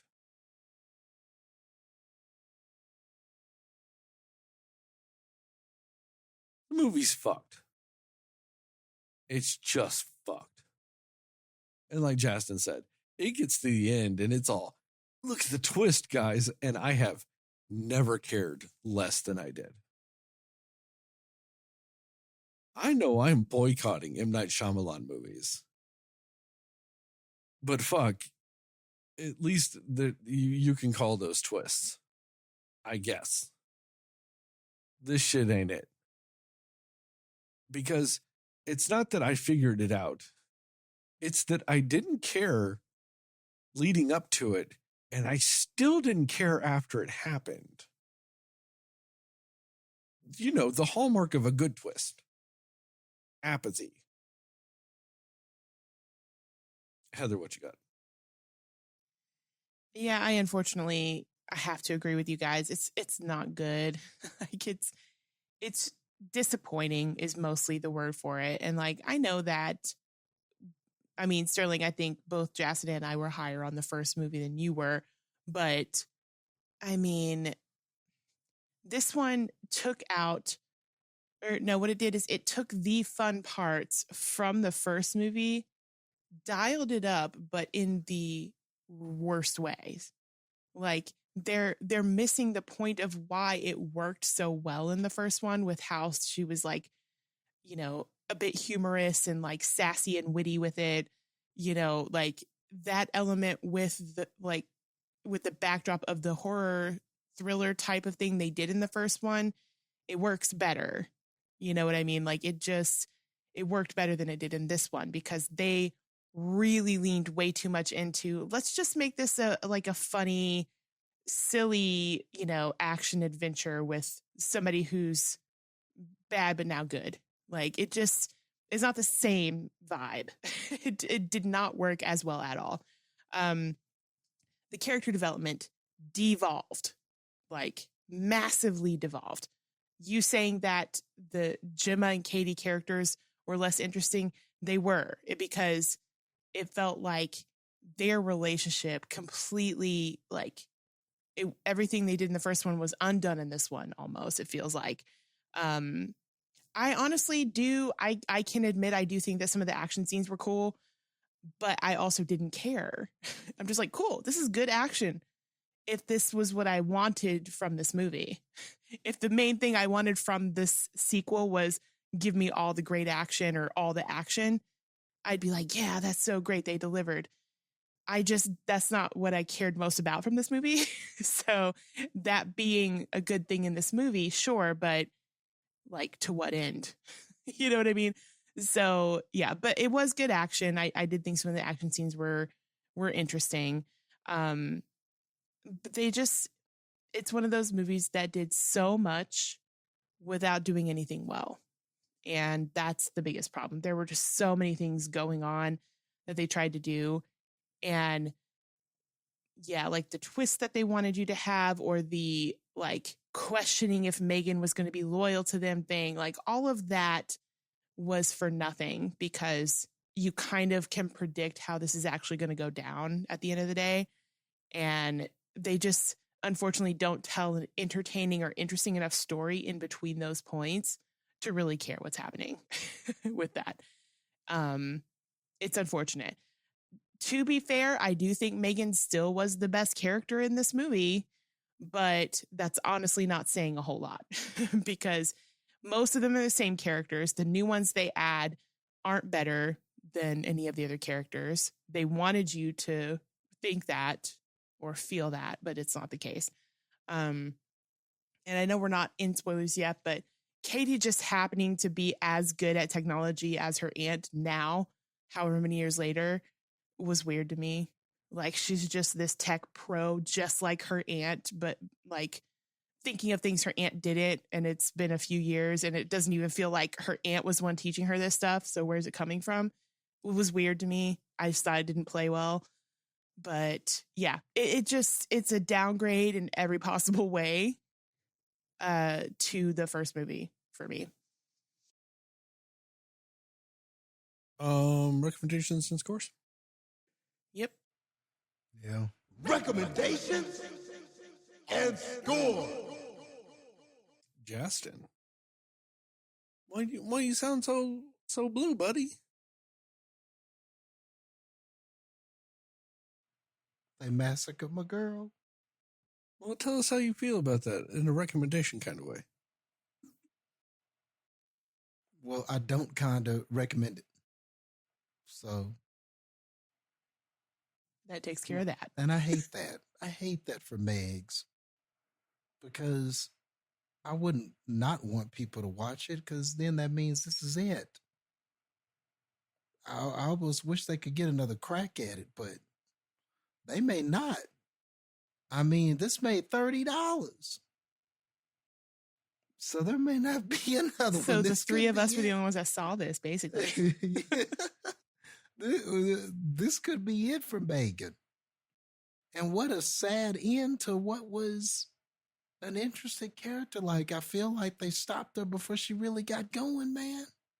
Like, what an incredible start to just sputter and slide into an incredible crash. I mean, I just don't know how to put it other than that. And it's just another lesson of bigger is not always better. You had more money, you had more resources, you had more characters. Like you said, you had a better body count, a bigger body count. You had, there was more Megan on screen. You know, you had more time with Megan, and none of it just amounted to anything good or quality. So that's sad, sad, sad. This is definitely nothing nobody needed to see in the theater. I mean, even when it streams, it's one of those things like you're gonna have to ask, do I really want to waste time watching it? I mean, I just don't know what reason there would be to watch this over the first movie. I don't understand what reason you would have to watch this unless somebody made you watch it. Maybe you just don't like good movies. Oh, there you go. Yeah. If you're a lover of bad movies, here you go. So yeah, you can watch it then. So it's gonna get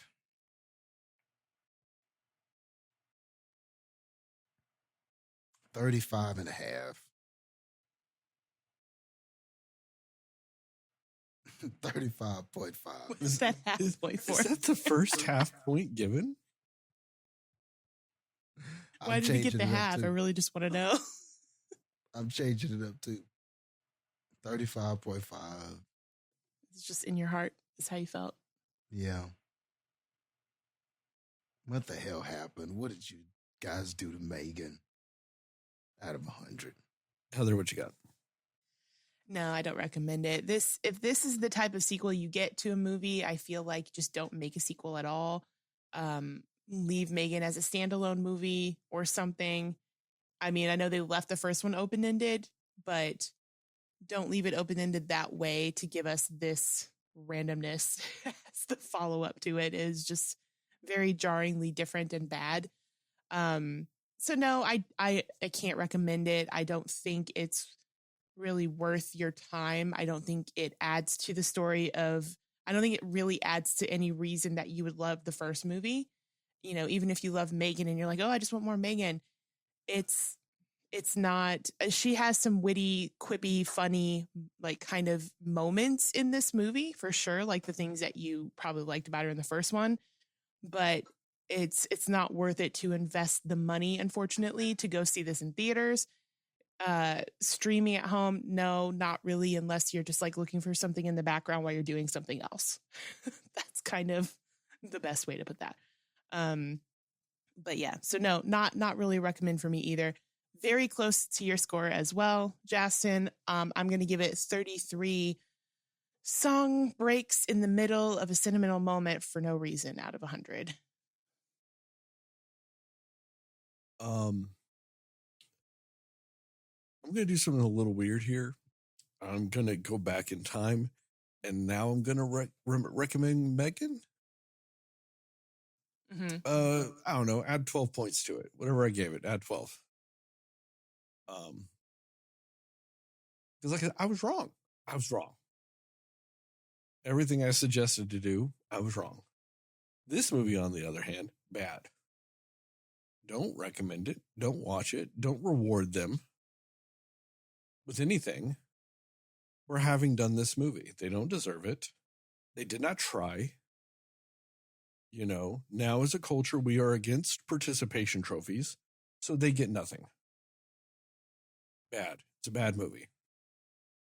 I give it 11 fuck you Steven Seagals out of 100. CineScore is a 26.5, but because we always round up, Jastin, you made it a 27. Okay. You should have just said 0.4. It went up. I know. I should have said 0.4.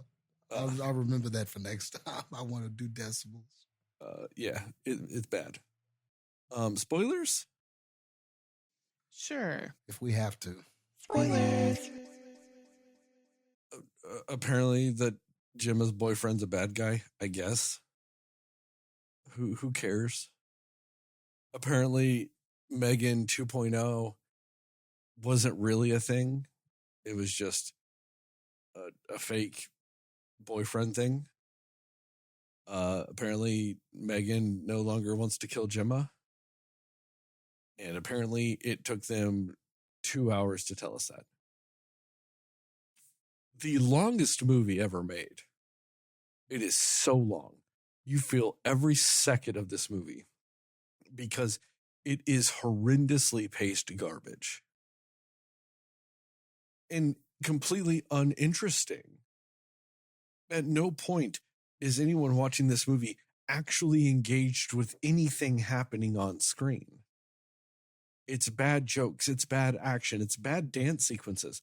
It's bad random songs to choose to sing. It's bad plot twists. It's bad everything. What the fuck was that idiot? The whole point of that scene where there's that idiot who's like, yeah, I chloroformed the guard, and like, oh, look, I need to blow my, and passes out in the fucking, fuck you. Once again, that scene also begs me to remind people, you have to breathe in chloroform for like 5 minutes to pass out. Chloroform is a very ineffective way to knock someone out. It will knock someone out. It takes forever.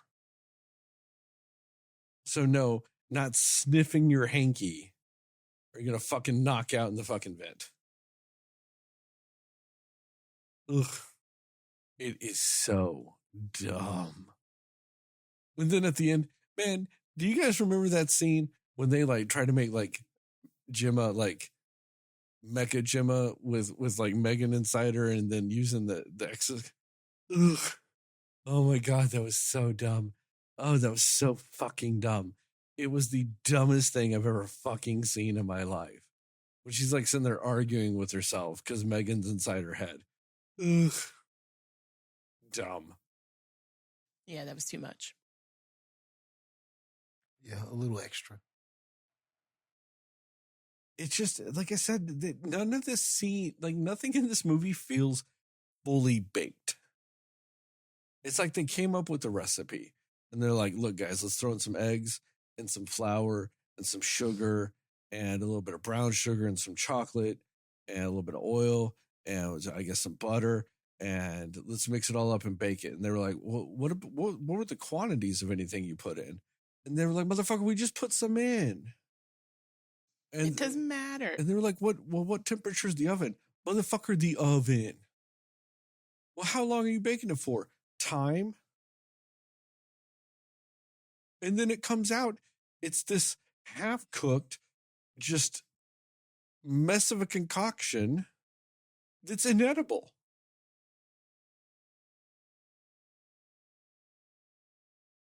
But they're sitting there then pouring some, like putting some whipped cream on it and going, bon appetit.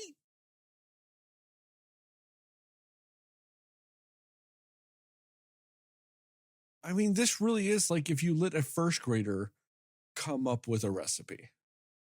No instructions. Just go, hey, throw some shit together and bake it. Let's see what we get. To teach them the importance of following instructions. It's bad.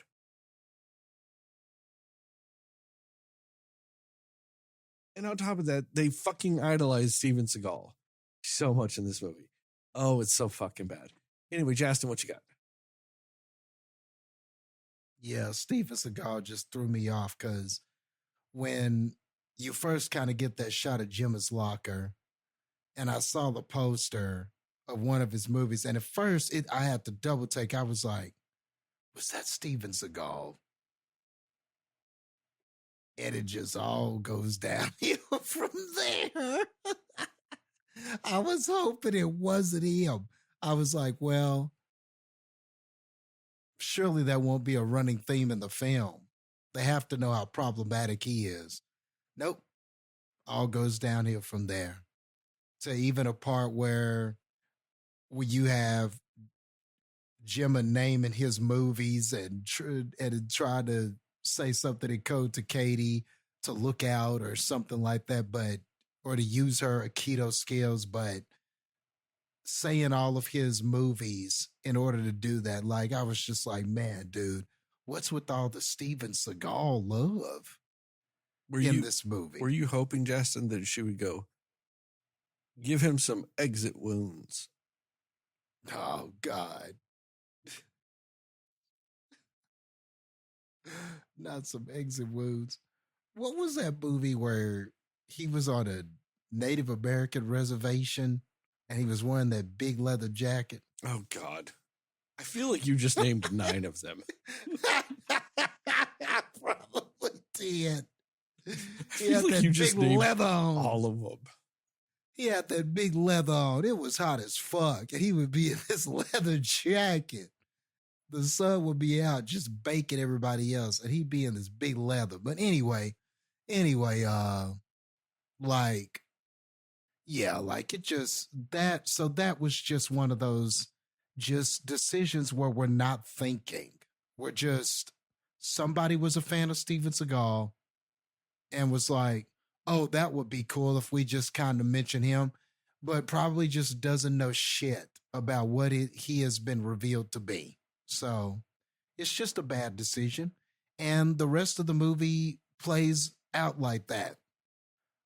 Whoever made the decision to have all of these exposition dumps, because we don't know how to tell a story where we get clues and can figure some of it out and can piece things together and it all comes together at the end.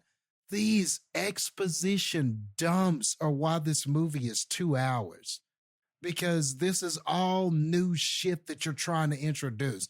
So we would introduce something and then we got to take 10 minutes explaining it. Okay, well, this is why this is happening because this is happening. Well, this is why you're seeing this character because this is happening, and that's why that's happening. So this can happen. And that's why this is happening because these things are happening.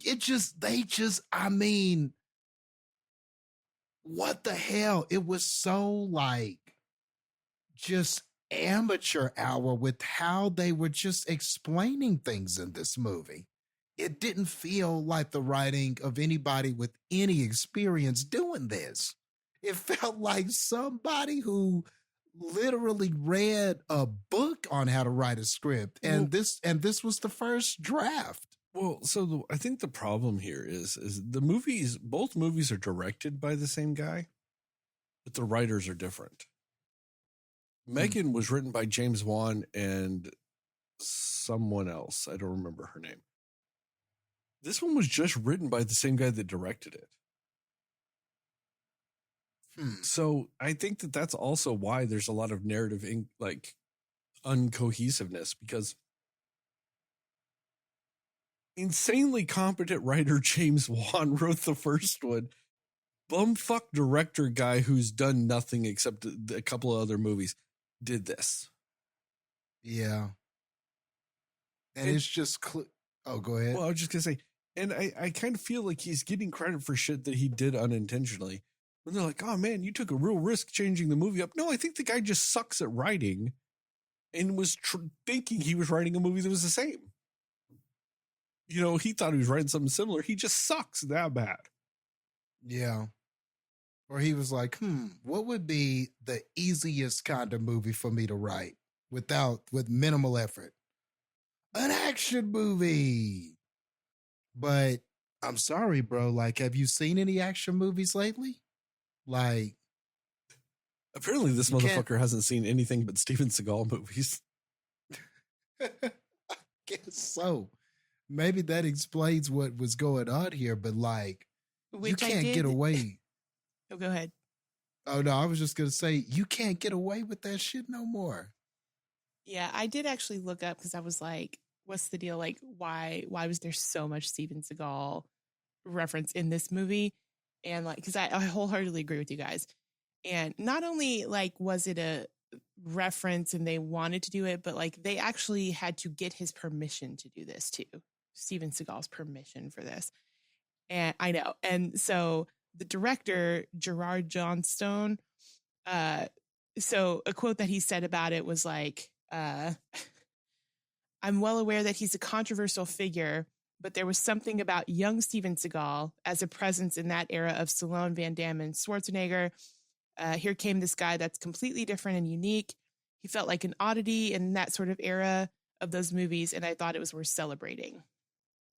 So he even like acknowledges that he's problematic, but still says, but young him was fine, so it's okay.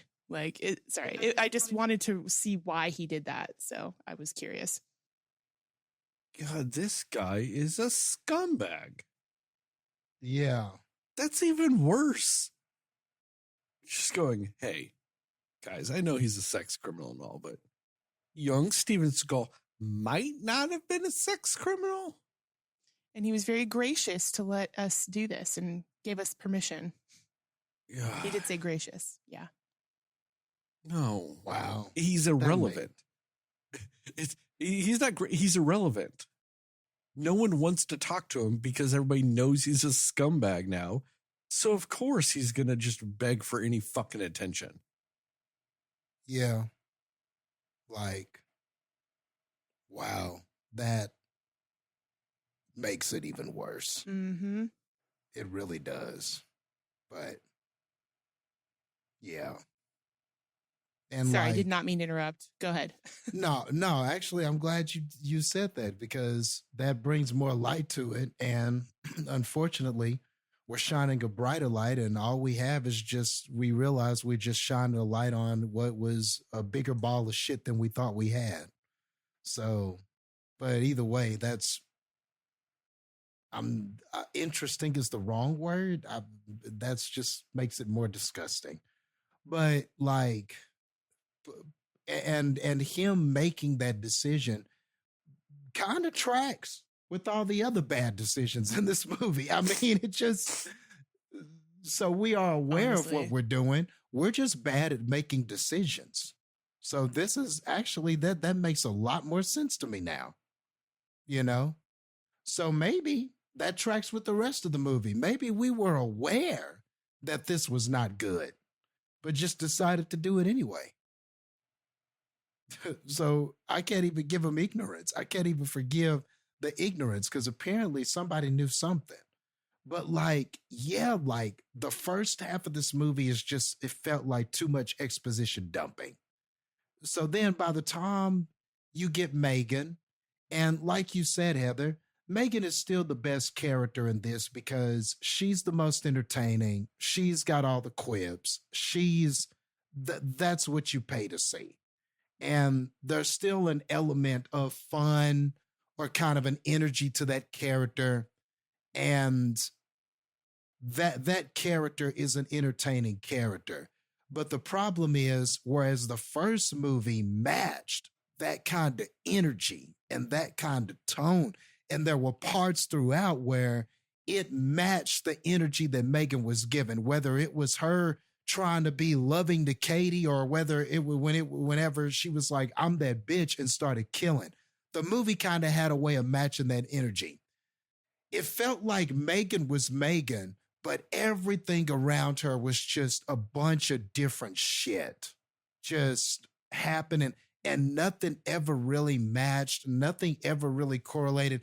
Now, maybe you could say in the third act, when she goes on this mission to sneak in, and they did sort of a Mission Impossible. She, floats down in the aerial suit or whatever, and does all of that stuff. And when the movie kind of picked up and you got those action scenes, I see what you mean, Heather.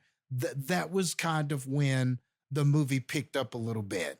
But when I say picked up, you're talking, the movie was buried.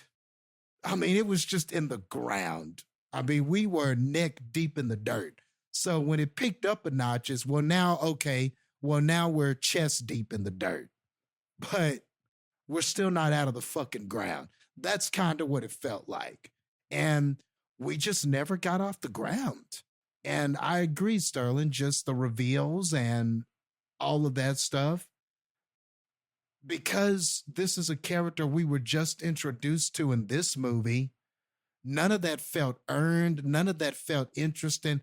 If anybody was going to be a turncoat or something like that, how about one of these other computer savvy tech friends? Why couldn't it have been one of them from the first movie who went through this whole adventure and almost got killed by Megan? And maybe, I don't know, might have had a vendetta to turn against her or not be so accepting of her.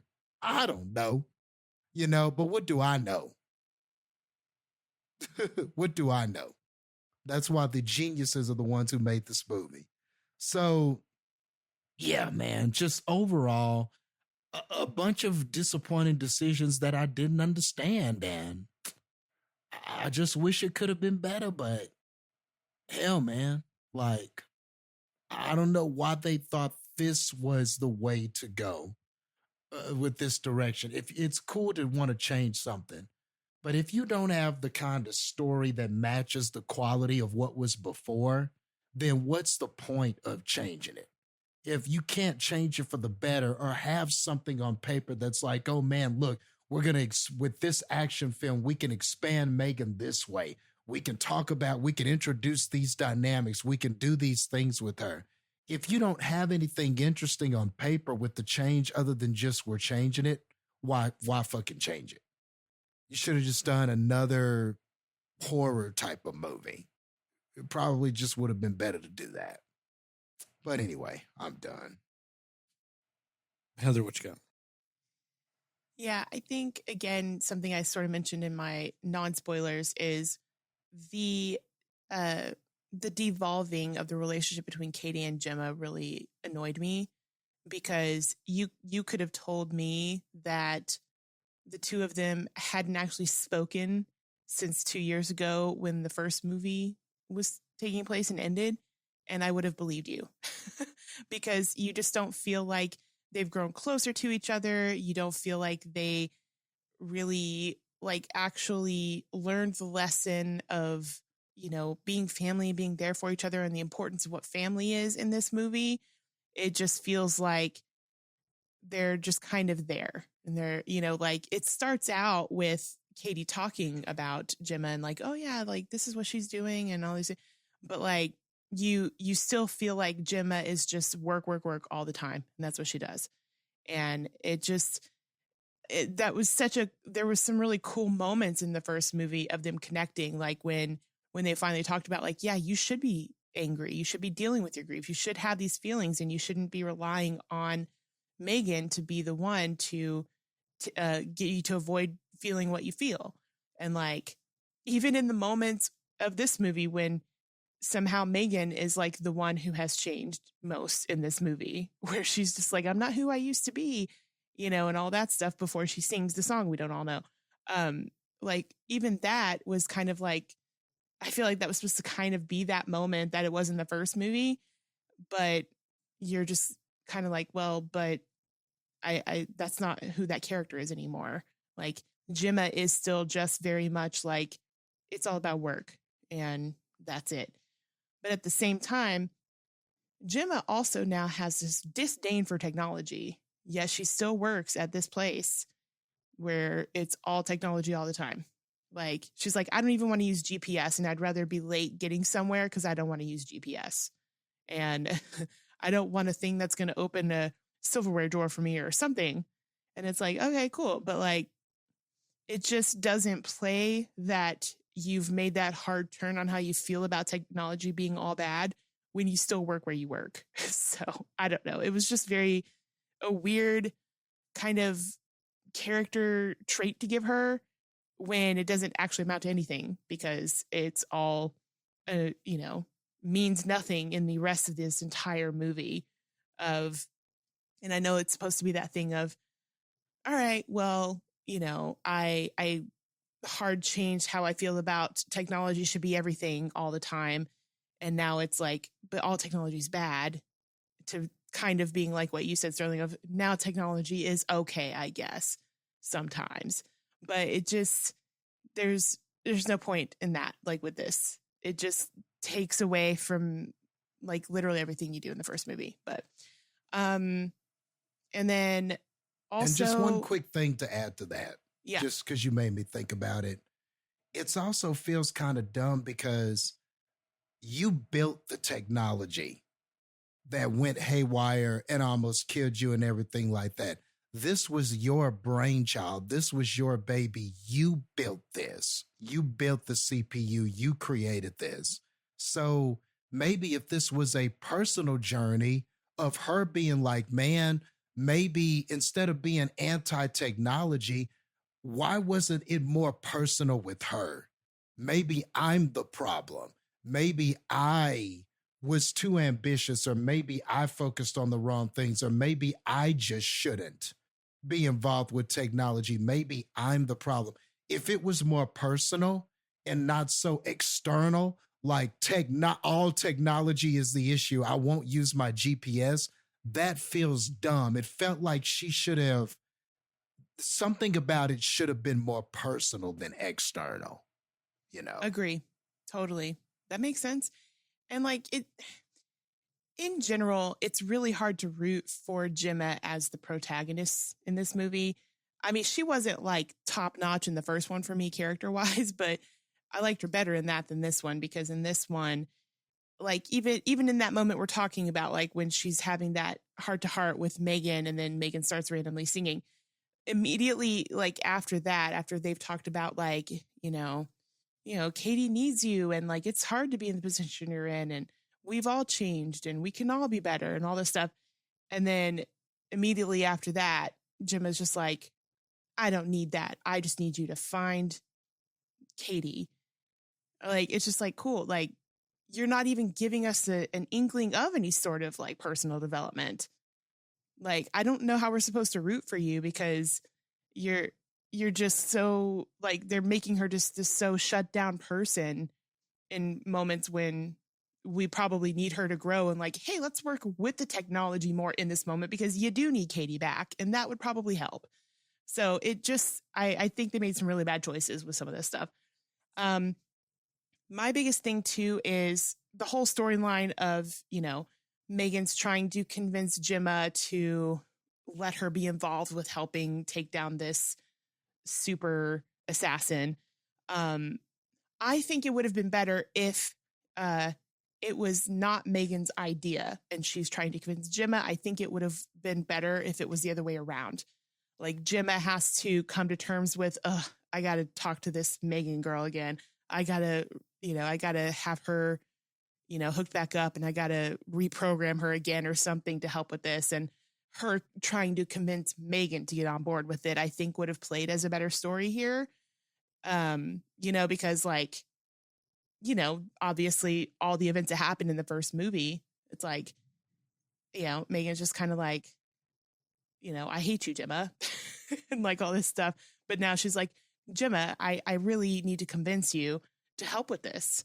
Like, it just would have played better if Gemma was trying to be like, Megan, I know that, I basically killed you and rebuilt you, but I really need your help now.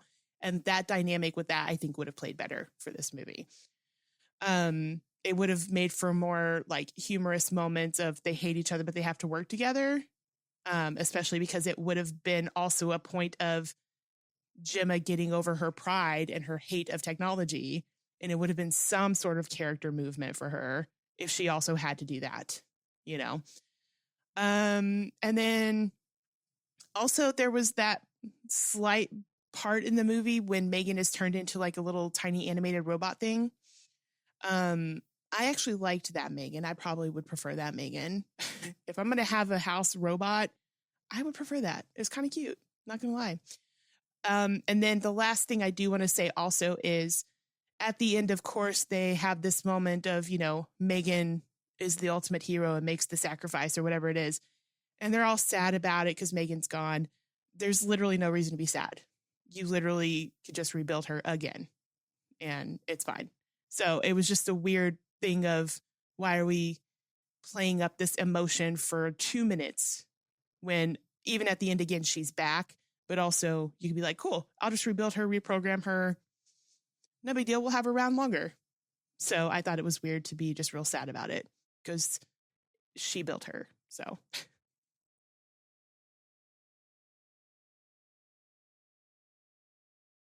Fuck this movie. Also, poor use of the guy from Flight of the Conchords. Just. Oh, Jermaine. Yeah. Yeah. He's usually very funny, and this was not it. So. Just they just wasted everything. Everything was wasted.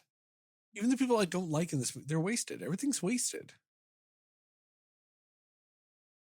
Ugh, anyway. I've got nothing else. I don't like this movie. It's real bad. Jurassic Park? We gonna go there? Let's do it. All right, guys. Jurassic World Rebirth, the 7th Jurassic Park movie. I mean, yeah, once again, spoiler-free recommendation scores, spoilers, time codes. Still, 3 movies and we're still doing time codes. And I'm a resident Jurassic Park expert. You are. Guys, movie bad. It's not even that it's bad. It's mind-numbingly mediocre. Is ultimately what this movie is. It's not even really bad. Mind-numbingly mediocre. Like, is it better than Jurassic World Dominion? You know, yes. Because our main antagonist isn't bugs. You know, is it better than Jurassic World Fallen Kingdom? Maybe. See, the problem with Jurassic World Fallen Kingdom is it's 2 really good movies that are half a movie and not really complete and don't narratively gel together. And so you're like, oh, I guess. This movie is weirdly like that because it's the tale of 2 different things happening on the island. It's the tale of the family and the tale of the mercenaries.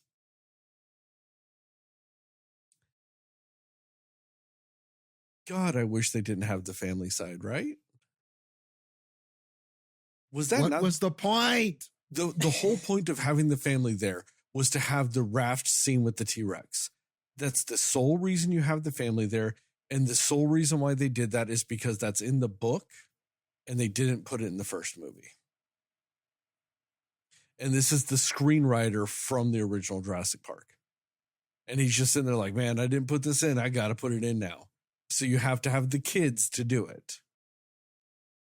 Man, I thought it was more shameless than that. I thought the whole point of that family was to have Dolores and, you know, have a little baby dinosaur for kids and pet owners to jerk off to. Jastin, that's what I thought it was for. That's all the extra yes bullshit.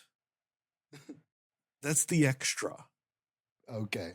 Oh, yeah, but you're not wrong, Jastin. They went all in on that.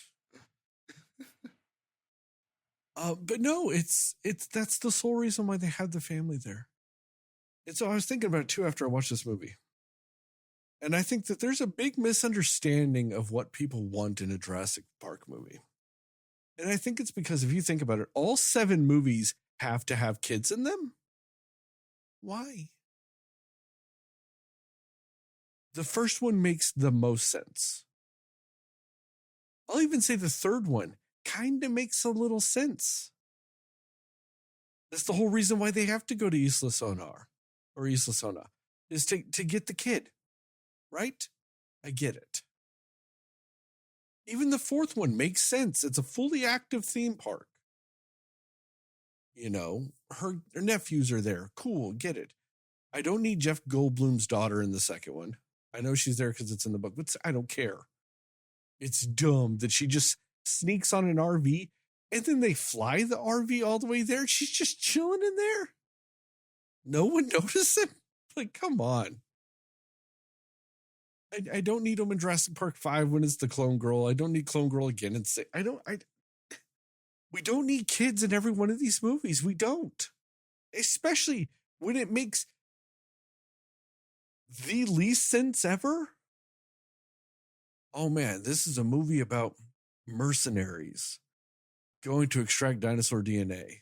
We need them to accidentally run across a family and take them there? It's just bail? Like, what the fuck is this?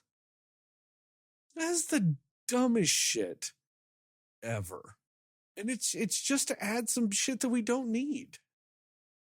We don't need dumb boyfriend character. We don't need sassy teenage girl. We don't need useless 9-year-old. We don't need any of that. But it's what, to have that scene and have the flying velociraptors attack them kind of like they did in the first movie? Come on, guys. Come on. You introduce flying velociraptors in this movie for what, 8 minutes? Come on, guys. And you can hint at them when you have the scene of the boyfriend pissing for 9 hours. Ugh. God, that was so dumb. It was all useless. None of that was necessary. And all it did was split screen time with something else, but then also having nothing happen? You mean the only dinosaurs on this entire island are just the ones they are going to? And then the flying raptors and the big fucker at the end. That's it? Whole island. There's like 8 dinosaurs. Okay, I guess. But like, fuck, man. And like, man, what is it? Why did they put that John Williams Jurassic Park score on that scene with those Titanosaurs is about to fuck? That's a little weird, isn't it? Getting that dun, dun, dun, dun, dun, dun, dun, dun, and they're all fucking face fucking each other.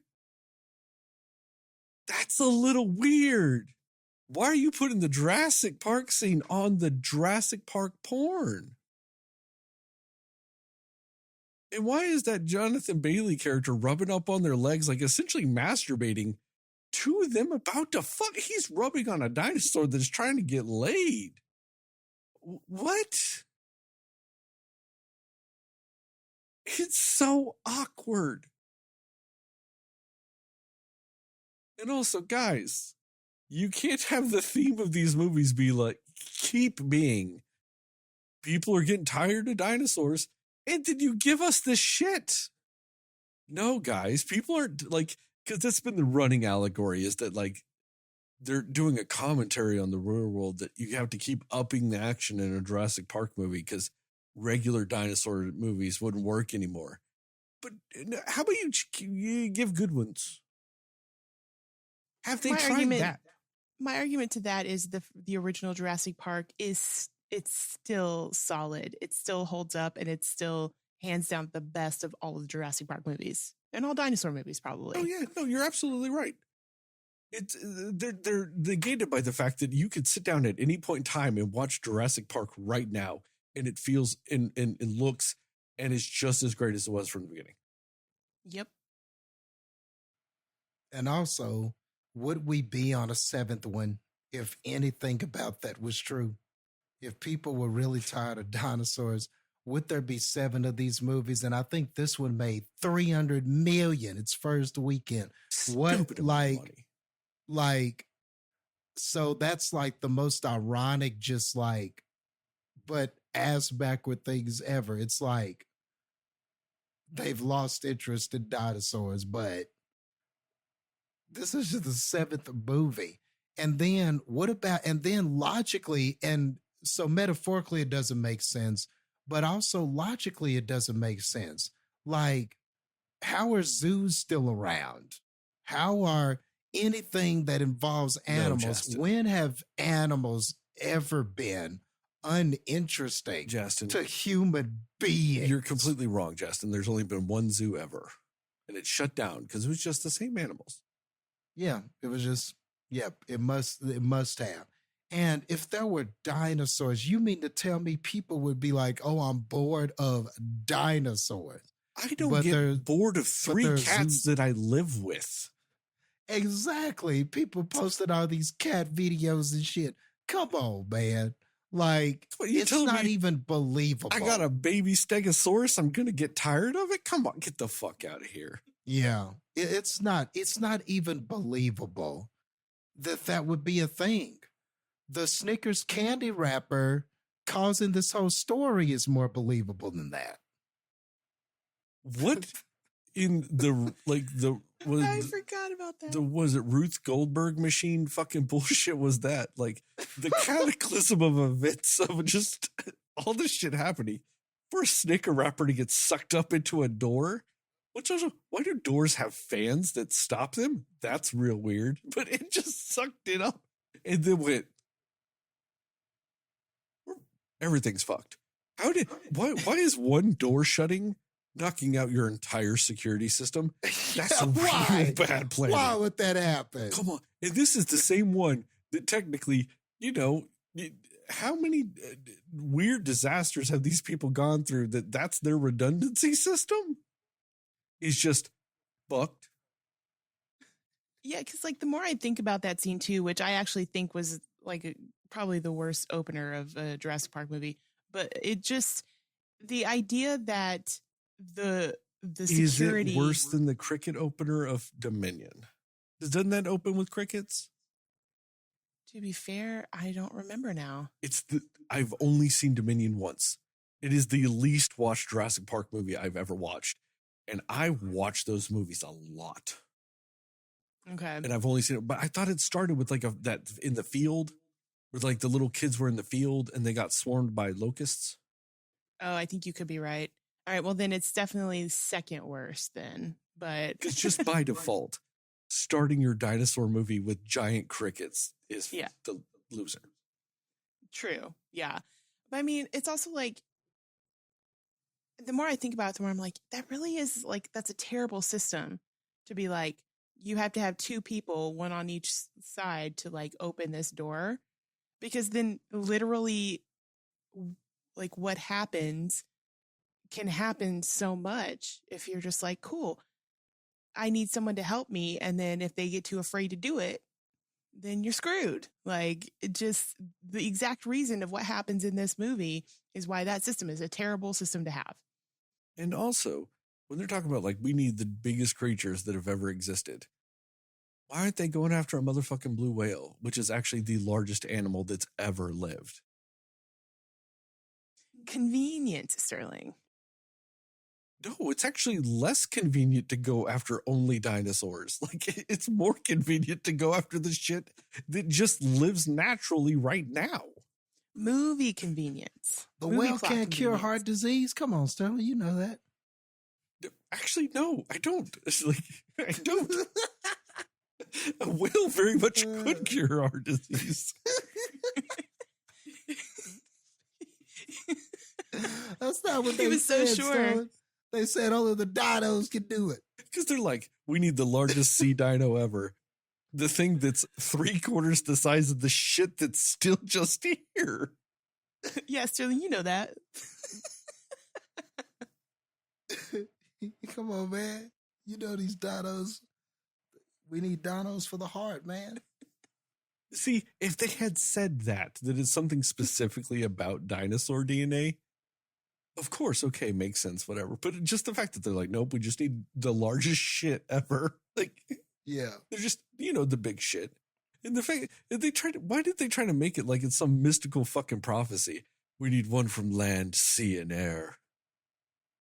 Like, what the fuck was this? Like, they're playing it like it's a Resident Evil game, and you've got to get the red jewel and the blue jewel to fucking put in the eyes of the that's what it statue. was. It was a video game mission.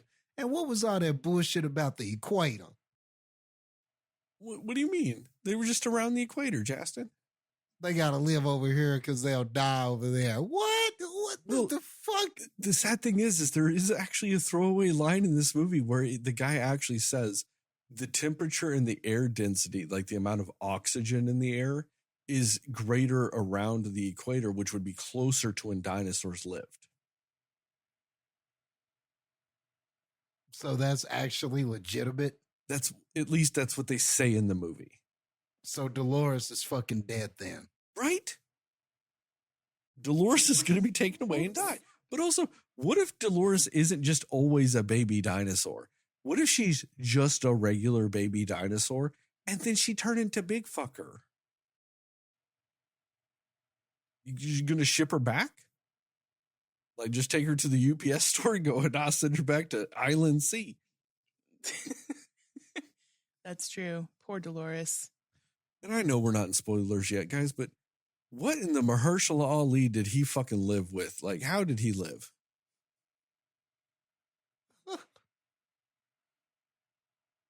How? I don't get it. You kill off the bad guy from Deadpool real quick, but Mahershala Ali dies and then is somehow just alive 30 feet away. Like, he died, right? He died. And then just was reborn. Like, he respawned. Like, because it's a video game, like Jastin said, like 30 feet away. He had another life. Yeah. He went to the save point. No, that's true. And like, And the thing is, I feel like everything about his story set up the fact that he was going to die. I assumed from the trailer that man was going to die. And like just everything they do about, like with his kid and his family and just the character he was, you're just like, I feel like I absolutely nailed it. I said to myself, I was like, this man's going to die and he's going to die a hero. We know this is going to happen, which we'll get to it. But essentially that's what would have happened if this movie was normal. But he don't die. I don't give a fuck if we're not spoilers. I don't give a shit. Yeah. The final thing I want to talk about, guys, real quick. What was Scarlett Johansson doing in this movie? Dude. Because it wasn't acting. Like she hella phoned it in. She read lines. And we all know she is hella capable actress. She's she great. can do acting. Yeah. What was this movie? What character was this that they even wrote? How did this movie make her the worst character? B. Yeah, that's what it was. I just don't know how this movie made her like the least interesting of the main characters. Like, how did this movie do that? Well, outside of the entire family. Yeah, I guess I wasn't considering them main characters, but I guess they are. Because you had them and you had Papa Lincoln Lawyer from Netflix's Lincoln Lawyer show. He was the dad. But it just... But you know what? The one thing I'll give this movie credit for, I mean, it had dinos at least again. You know, there's some dinos. But I do agree with you, Jastin. They relied way too heavily on references to everything else, which is really funny because Steven Spielberg was like, hey, don't reference Jurassic Park. Just don't. And it wasn't because like he's like, oh, this movie sucks. I don't want you referencing my shit. He's just like, move on. Like, yeah, move on. Like, we don't need Alan Grant. We don't need Settler. We don't do better. We don't need all this other shit. We don't need Jeff Goldblum. Just do your own fucking thing. This is a brand new island. This is the secret island that's never been referenced before. Just go do new shit. Man, they were all Jurassic Park banner. Oh, he's going down the hill just like Nedry did. He's, missing this turn, doing that. Oh, this scene we didn't put in the first movie. Let's put it in this just to, I don't know, justify some kids. Let's have the raptors walking down aisles just like they did in the kitchen. Let's have them tap the talons just the same. Let's have them going through vents and doing the shit just like in the first movie. Let's have red fucking flares again, because God forbid we do something else to distract a big dinosaur. Let's have the John Williams Jurassic Park theme play when there's just a bunch of long neck dinosaurs and everybody can just sit around and masturbate to watching them fuck. Like, why? I hate to say this, but like, is it really that hard to make a dinosaur movie, you motherfuckers? It's just like Blade. Is it that hard to have Blade fight some fucking vampires for 92 minutes? No. How the fuck have you gone through 9,000 scripts then? It's real easy. Blade, vampire, fight. Next scene, Blade, 5 vampires, fight. Do that for 92 minutes. Take a page from John Wick. You know what I mean? Just simple story, all the fighting. Take a script from anything. Like, how hard is it to make a dinosaur movie interesting? Put a bunch of fucking dinosaurs in it. Problem solved.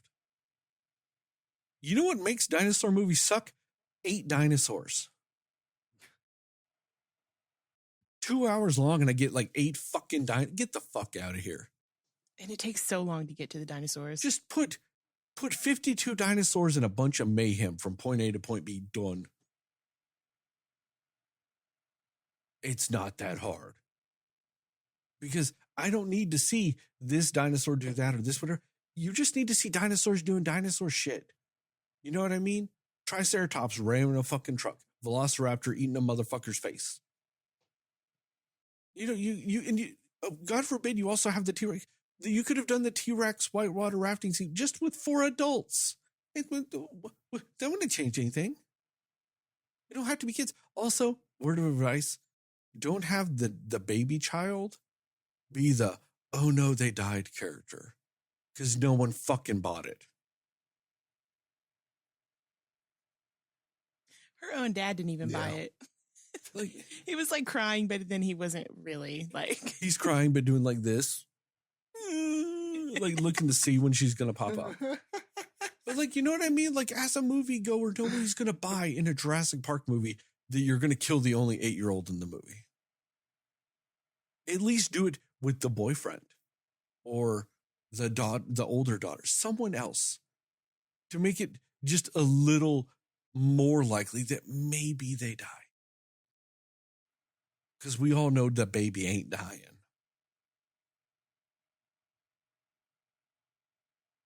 Now, dude, think about it. You had the adults and all this shit. You could have had Mahershala Ali in that scene do something to distract the T-Rex, and you think that that's when he died, to fake out the heroic death in that scene. Oh, that's a good idea. Because then he could have had the actual heroic death at the end of the movie. No respawn. Honor mode. No extra lives. Oh my God. This is still non-spoilers. Fuck me. Jastin, go. No, I mean, we talked about a lot of it. I mean, honestly, mid is the best word to describe it. Everything is just incredibly mid, and everything, just every story element is just so pedestrian. Like, it's like they come to like a fork in the road and there's like 3 ways to go and they just choose middle every time. They just go in a straight line. Yep. Just middle every time. Like every time. And just every character. That's exactly what it was. It's what we said, and that's what they're going to be, and that's it. You know, there was just no nuanced storytelling at all. Like, so everything about it is incredibly pedestrian. You knew who was going to die. You knew who was going to try to steal the formula. You knew the formulas. You knew who was going to try to, you just knew everything that was going to happen because you've seen it a million times. Jastin, are you saying that the Rupert Friend character, you knew he was going to be the bad guy before he even kicked the little girl off the boat? Yep. Fair. Yep. Like, of course you knew that's how it was going to go. And it's also because it's a Jurassic Park movie. It's always that guy. Yeah. It's always that person. He should have just been wearing a top hat and a twirly black mustache. Yep. And twirling it or whatever.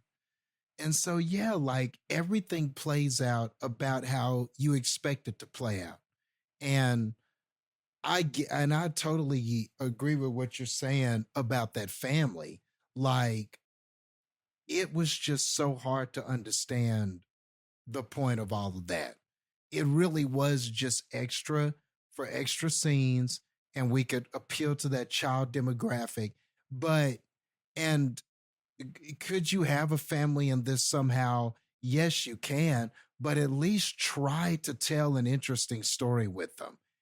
Maybe it would have been interesting if one of those family members died and then the rest of them are having to deal with that. Or what if some of the mercenaries get stuck with some of the other, you mix up the teams. So you've got some family members with some mercenaries and then some other mercenaries with some other family members. Like, there were just so many interesting things we could have done, but you could tell this movie was only interested in doing the most pedestrian thing ever. You know what, Jastin? That is probably the only way you make this, the family being a part of this, interesting. Is if they got split up and some of the mercenaries were with them and some of them were with mercenaries. I mean, kind of like the first, in a way where, he gets what is his name? Sam Neill gets split off with the kids and But that's about the Yeah. only way you make this interesting. Yep. Yeah. Yeah. But Oh man, we dude, chose. if you had Mahershala Ali with like the daughter and like the young daughter and the boyfriend, and then the Oh, yeah. dad and the older daughter were with them, that would have fit Yeah. great, I bet. Yeah. That would have been cool. That would have been cool. Like, and then there was some, and then there could have been some fun character dynamics to play off that.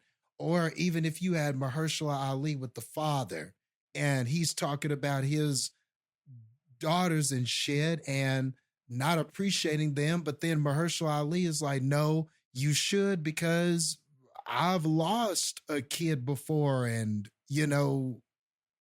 maybe you should appreciate what you have." There were all these other dynamics that maybe could have come into play if you had done some nuanced writing and mixed up the teams. But you could just tell, what is the path to least resistance? Just put the family all together and just have the mercenaries over here. And let's just let them complete the mission. Let these people do what they're doing over here, and that's it. And then we just have a happy ending and go home.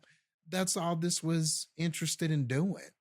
And so it just sucks because, like, is it better than some of those other movies that were worse? Yes, but it's only better because it just did the bare minimum. Those movies just failed because they were so out there, it just didn't work for Jurassic Park, some of those final movies. But this, you could tell it was like, okay, let's just go back to bare bones and just do the bare minimum. So everything just feels incredibly mid, just incredibly pedestrian. Like, I almost expected just a crosswalk person to come out with like a stop sign, and like we have to watch Scarlett Johansson and the dinosaurs cross the street. I mean, that's how pedestrian this shit was, dude. Like, that's the best word to come to say about it. Little Ankylosaurus stops and looks both ways and then safely crosses. Yeah. Like, that's all it was. Just nothing to rattle the cage at all. It was just really just the path to least resistance. So it's just incredibly predictable. I mean, the T-Rex scene, was it the best scene? It probably was. But that's because, the T-Rex is still, I guess, the star of the show of this. That was the most excited I got about anything. Because I was like, oh, a T-Rex, that there's still, I still like dinosaurs. I haven't lost interest in them. So seeing a familiar one, the one that's tied to a lot of these movies, you're like, oh man, the T-Rex. But that might have been the only moment where I felt like excited to see something, and that Xenomorph Rex D-Rex thing at the end looked terrible. What in the horrible creature design was that? Yeah, it was terrible. Why did it look like a xenomorph? Why? It was terrible. Because, and I do think what it was is, I do think technically that was supposed to be the Titanosaurus head. I think. Maybe. Because it was kind of bulbous in that same way, but you're telling me you get to just make up a dinosaur from scratch, and your answer is not a dinosaur? Yeah. Just put dinosaurs. How hard did dino shit? Put just dino shit. Yeah.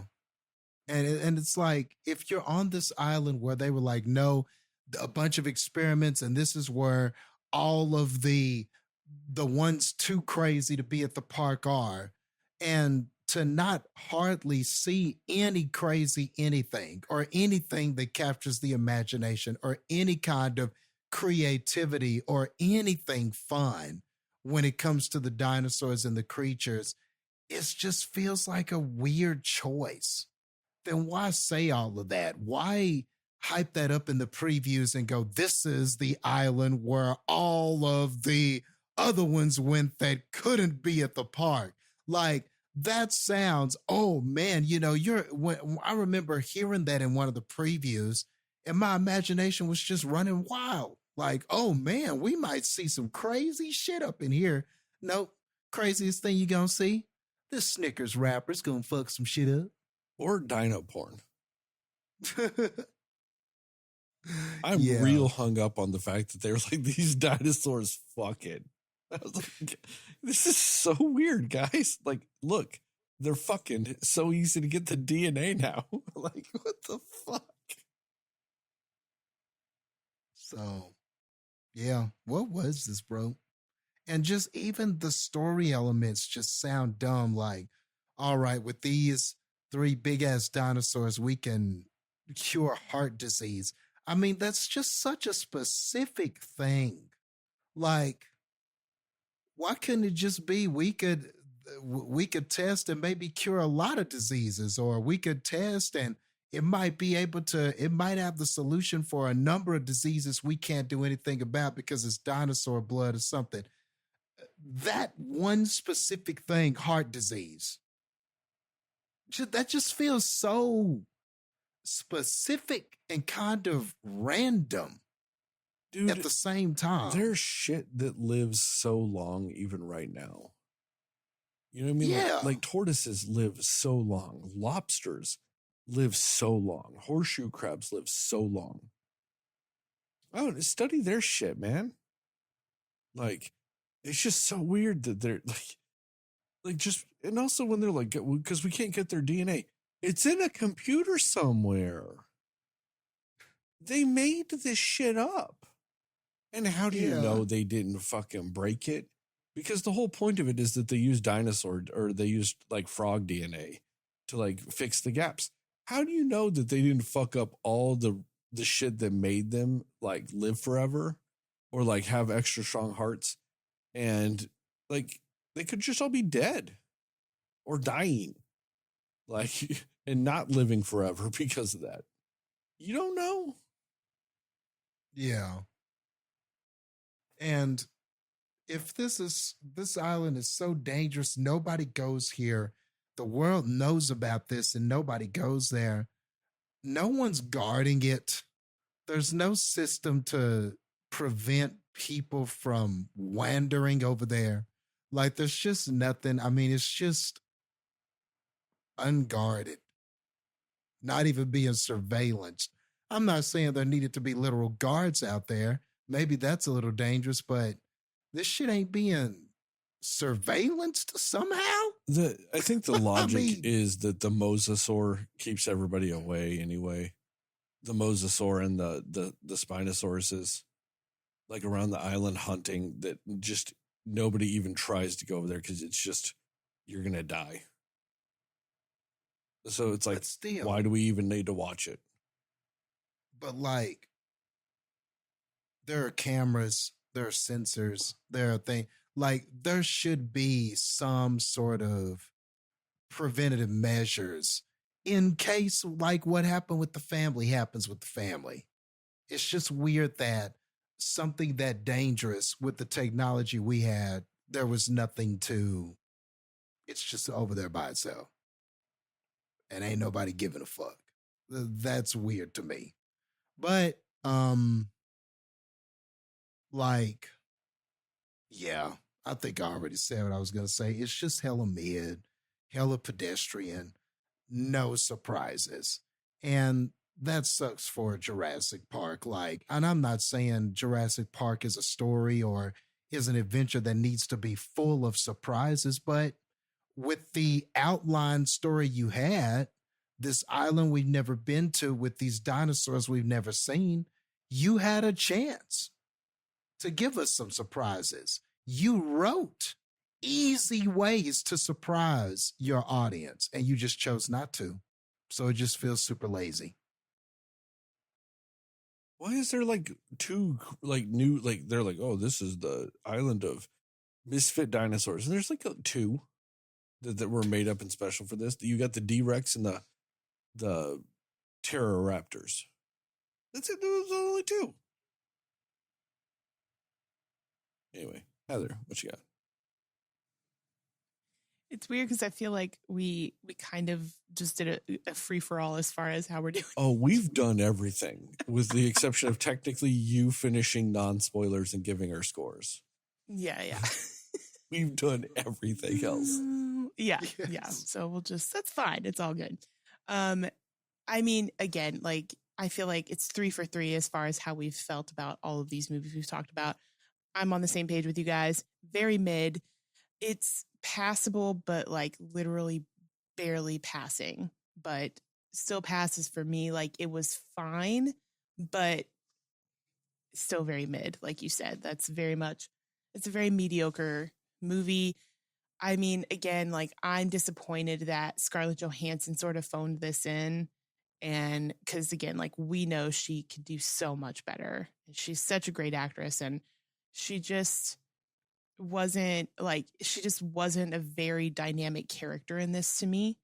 And I mean, for me, Jonathan Bailey and Mahershala Ali like carried this movie for me. And I think that I agree about the family. It was an unnecessary part, unless I do like your idea about, like mixing it up, like having them intertwined with the other group. But the entire time in this movie, I'm much more interested in following Scarlett Johansson and her team than I am with this family. I think that. Well, yeah, and I think what you do is you do like Jastin said, you split them up, or you just get rid of the family. Like Exactly. Those are the 2 options. Yeah. Yeah. Also, like, sure, the T-Rex scene with the inflatable raft.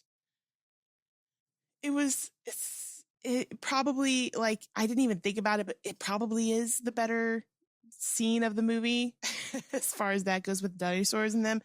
But I just need to understand how that raft did not deflate with this dinosaur's teeth just all over it. The strongest raft ever. Right? I know. It can bite through human flesh and bone, but that raft was secure as all get out. I mean, but guys, if it popped, you wouldn't get that fantastic scene of it just popping out of the water.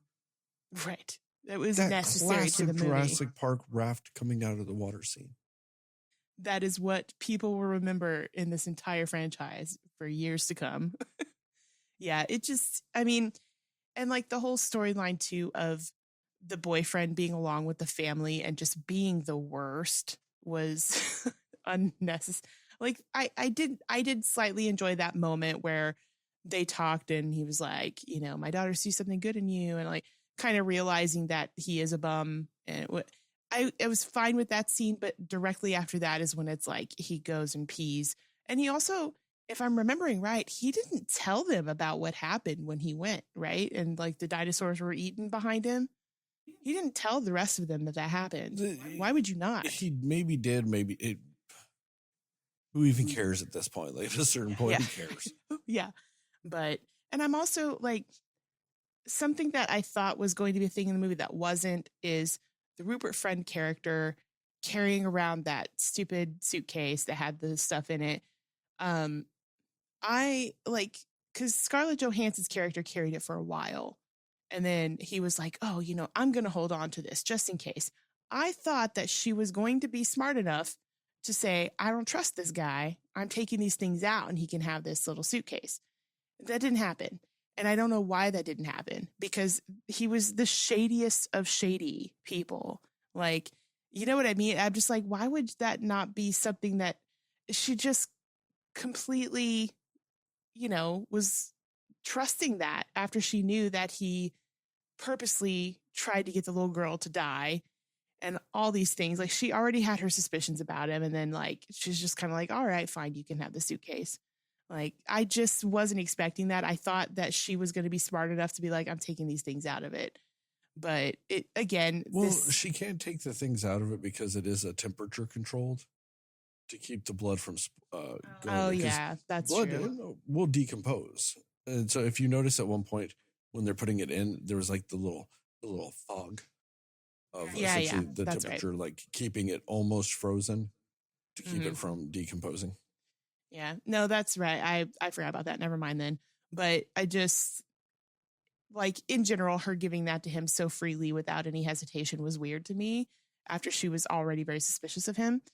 Um, but yeah, it was just very odd. I actually also kind of liked the scene where they were in with the little eggs and he got the extraction from the eggs and like their conversation and them trying to get out of there. That part was fine too. I somewhat liked the chemistry between Jonathan Bailey and Scarlett Johansson, but I also think Jonathan Bailey he just has chemistry with everybody because he's just that guy. But yeah, I think that was probably the most, I guess, fun dynamic to watch. But Mahershala Ali and Scarlett Johansson also had a pretty good dynamic, like especially at the beginning when they're heading to the island and all of that. So I would have been fine with more of that. But again, Mahershala Ali, like actually not dying was, I'm fine that he didn't die. But again, it doesn't make sense that he didn't, especially because, I mean, he's got his picture of his boy. Like everybody else is talking about future plans and things like that. And he's not. I'm like, you're setting this man up to die. And, you know, just like the good guy that he is, you're just like, he's going to sacrifice himself for them to go. Like, that's what's going to happen. And that is exactly what happened, except he just didn't die. So I was just like, okay, well, there's that. But, and I agree, like, I was not a fan of the design of the big bad dinosaur at the end because it looked like it was an alien. And I'm like, if you're going to have a big bad at the end of this movie, it needs to look like a dinosaur because that's what this movie is about, you know? So I was disappointed in that as well. Yeah, I mean, I think everything else I mostly just agree with you guys on. It could have done better, but also sadly coming off of that last movie, you're just like, I'll take this over that any day, to be honest. But that's not really saying much. So, Weirdly enough, recommendations and scores. sure. Yes. Recommendations and score. I mean, I guess you can go watch it, but also, you know, Superman's out now and Fantastic Four comes out next week. And, you know, those are probably going to be worth it more. I guess if you've seen those and you still want to go to a movie and you still haven't seen this, I guess go watch it. I just want that to be as unenthusiastic of as I guess watch it as I possibly can. 50 dinosaurs fucking out of 100. Jastin, what you got? Yeah, it's a half recommendation, right down the middle. That's it. It's just, I mean, it's just run of the mill and standard. So if you just want to go in there, eat your popcorn and watch something kind of forgettable and walk out, I mean, it's all there for you. Because everything about it, because nothing about it's memorable. It just does its job. It just gets from point A to point B. So,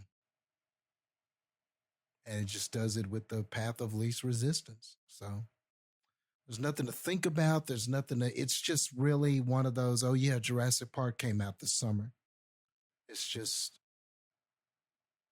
one of the sequels that came out in the summer of 2025. That seems like, and that feels like that was the only goal, was just to be there, collect the money, and then forget about it so we can make another one. Maybe even the same one. Maybe you'll forget about this one and we can just make another one. Jastin, you know what you just like pointed out to me? Is everybody was being their characters in real life. Like they were all just mercenaries there to get life or to get money and get out. And the family shouldn't have been there at all. Yeah. That's literally what it was. And then the only arc was for the only question was, am I going to take the money or not? That's all. That's all that was there. That's all that existed, really. With the ScarJo character, who is supposed to be the glue of this and the main character and the one we're following, and that was the best we could do. And it's sad because she had character elements where if we had just wanted to do anything at all except just the bare minimum, we could have played with some of those things or utilized some of those things to help with this character development. But we didn't want to do that. So we just wanted to half-ass it. So I'm a half-ass recommend it. Go see it. But if you do, just half-ass go see it. You can be late. You can fuck around and come at the last minute, and even if you sneak it to the movie theater to watch it, half-ass do that. Half get your ass caught. I think you should give the same effort however you watch this that they did. Half that shit up. So Sterling, shit, are we gonna have the same score again? It's gonna be 50. Dude, this movie's definition of mid, man. It is. That mid score is that 50. Yeah. 50 crosswalk attendants with their stop signs out of 100. It's, I don't want to get technical on you, but it's a crosswalkosaurus. There you go. There you go. A crosswalkosaurus. I'm not gonna hate myself for that joke. Heather, what you got? Yeah, I agree. I think the movie's too long. It just definitely could have been at least probably like 15, 20 minutes shorter. I think it is very mid. I say cut out 45 minutes, which means that whole family. Right. Yeah. It's the too. fam. I mean, the fam. I still think it's mid, but it's like on the higher side of mid. Like, I think I liked it more than you guys did, is what I'm saying. But I guess I recommend it if you're just like, I need to see all of these Jurassic World Park movies in this franchise. I got to see it because I've seen all the other ones and I'm a fan. Like, do it for that, I guess. I wanted to like this more because the cast they gave us, you know what I mean? And like, even the trailer, like, made it look like, oh, this could be the rebirth of the franchise, like really rejuvenating it so that people are interested in it again and stuff like that. And I just, unfortunately, ScarJo and Jonathan Bailey charisma just couldn't really make it better somehow. Like, I don't know. They took some directions with this that they really should have thought about. But again, I do like it a little bit more than you guys do. I'm going to give it 60 oddly sturdy inflatable rafts out of 100. Oh no, I was hoping I wouldn't have to do any calculations. I got to stick with my truth a little bit. I'm sorry. Fuck your truth. The CineScores are 53. Okay. Spoilers? I guess. I mean, is there even a? Yeah. I think we kind of did. I spoilers. have to hit the button. Time codes, Heather. Oh, got it. Yeah, spoilers. Spoilers. I do have something for spoilers. Actually, you know what? Say what you want about this movie. Man, that John Williams Jurassic Park theme still hits, though. I am so glad they had that in still. Still hits.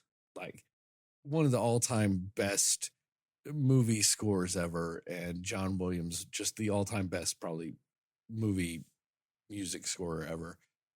The theme still hits. It still works perfectly. They're all sitting there staring at dinosaurs fucking, and it's all I'm like, fuck yeah. I always feel good when that song plays. And you should, because you always know death and destruction come afterwards. But still, every time though, just, oh God. That song hits every time. No matter how bad of a movie they shove it into. The song still works though. Yeah. That song will always be a classic film song. It's just so recognizable and everything. And it's funny because I wish that they had used the song to create a different kind of moment in this movie, because these people that are in awe are supposed to be in this society now where we have lost interest in dinosaurs. So it feels weird to have them all awing when, like, the way you set this movie up, they all should have just no-sold it. Like, oh, look, another big fucker. Let's just get this shit and get out of here. You know, so I don't know. Maybe you need, so that moment, they were trying to recreate, you know, what we got in the first movie with the same type of dinosaur and everything. But the characters in this world you set up shouldn't have had that reaction just based on what you told us. But you're right. Song still hits though. Oh yeah, they can't make it cinematically work like as they did, but the song still hits though. Just close your eyes and listen to the song. Fuck whatever's going on the screen. You guys got anything else for spoilers? I wanted to at least say that. I mean, we did spoil the fuck out this movie because also nothing happens to the D-Rex. Right. It also just fucks off. Right. Yeah. But I've been thinking logically, how do you have Mahershala Ali survive? Because the flare just goes out. And that thing's like 2 inches away from him. So that thing can catch a fucking helicopter, but it can't catch a Mahershala Ali on the ground. Come on. And then he shot another flare so they could find him. So where was the D-Rex? Why didn't he come back to that light? Dude, now that would have been good. If he shot that and they're like, oh, let's go get him. And D-Rex. Man, that would have been so crazy. But I would have been surprised. Yeah, I'd have right. been like, oh, damn. Some conviction in a movie. Go figure. Yeah. Right. I'd have been like, whoa. Ugh. Anything else? Nah. Guys, we did this. Man, I'm proud of us, guys. Just a hair over 3 hours. We did it, guys. Nice. I don't know. You know what helped? 2 shitty movies. Yep. It did. And the fact that they're all sequels, I think that helped too. We're not having to talk about anything new. True. God, how in 3 sequels did we get one of them that has anything new in it? Like, only one of them has anything new. Oh, fuck. On that note, thank you guys for listening to this episode. This very crazy 3-movie episode of the CineScores podcast. Check us out on the internet, www.cinescores.com. CineScores podcast on Facebook, cinema_slayers on Instagram, Threads, and Letterboxd. We're at CineScores pod on TikTok and YouTube. Give us a 5-star rating review. We would really appreciate it. Really help us out. Tell your family, tell your friends, tell your friends' family, tell your family's friends.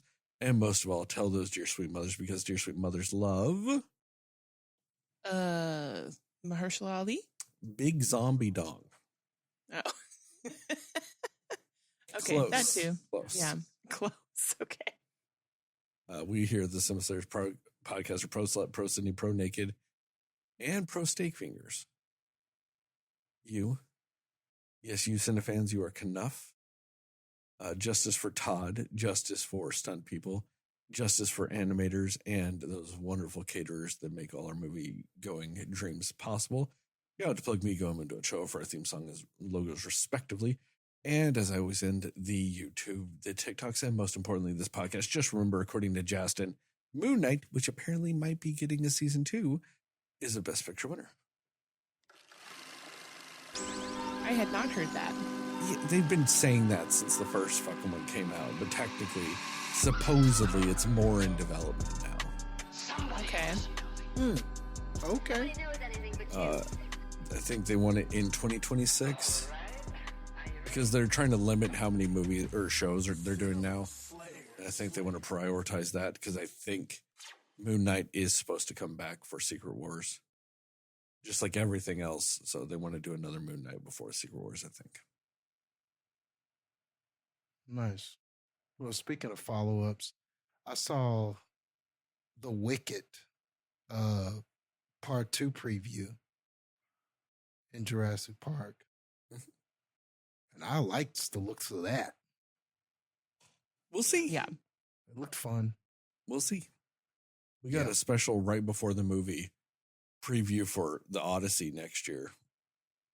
Oh, yeah, your boy Nolan. I saw that too. Yeah, that was another one, boy. And he's going to shoot it like he did Oppenheimer. You ready for that, dog? You ready for the millimeters? No. You're not going to the IMAX to see the Odyssey in the IMAX? Hell no, I ain't going to no fucking IMAX, man. I ain't doing all that extra shit for some Bro, fucking it's gonna be good though. I saw Tom Holland. I saw freaking Jastin, I saw name the one Punisher. good Tom Holland movie not named Spider-Man. That is fair, but what I mean is he's a good actor. But he's a good actor. Can you say that really? Because Jastin, can you name anything good outside of Spider-Man? I mean, I'm just saying, maybe he's a good Spider-Man. He just picks the wrong projects usually. Maybe we pump the brakes on calling him a good actor until he's good in something not called Spider-Man. I don't know, but he's done a lot of, but he does a lot of good acting in the Spider-Man movie. To be fair, he was good in The Impossible when he was like 12 years old too. So I don't know what the fuck. And this is Chris Nolan. that tsunami movie.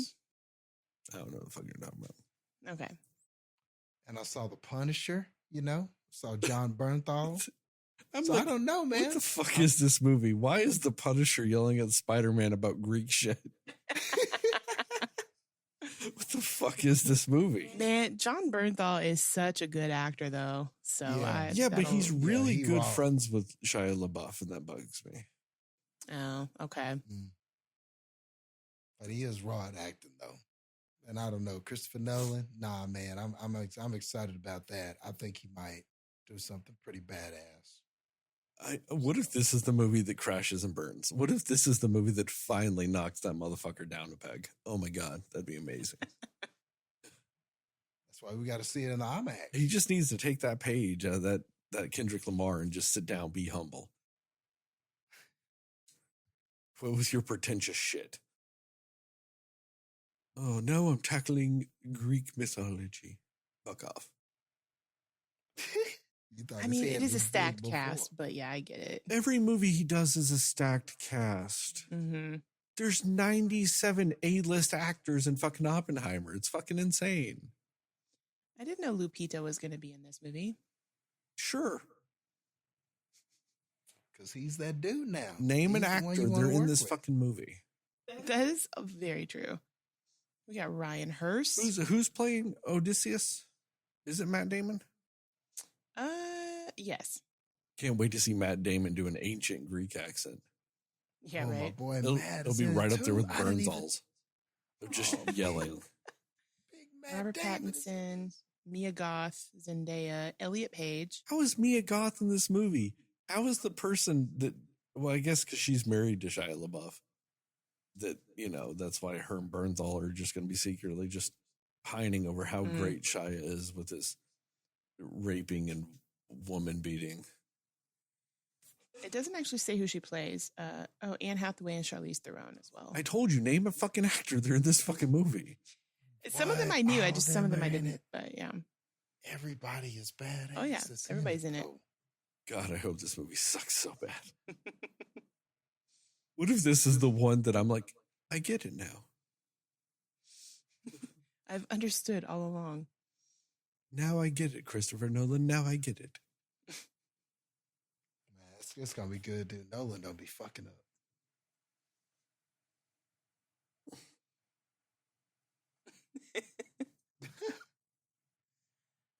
Oh, it'll be interesting to do that one when it comes out. You know what, Jastin? You know what? Just for you, I'll do my best to see it in IMAX. Yeah. Biggest theater possible. I will do it in biggest theater possible just so I can hate more of it. Come on, Stud.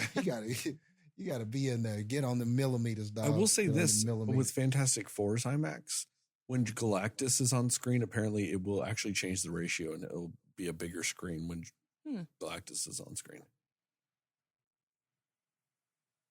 Cool. I mean, I ain't seen that shit in IMAX, but you know, for people that do, it'll get a little bigger when Galactus is on screen. It'll roll out a little wider. So, anyway, anything else? The 3 movie Nope. extravaganza is over. We're out.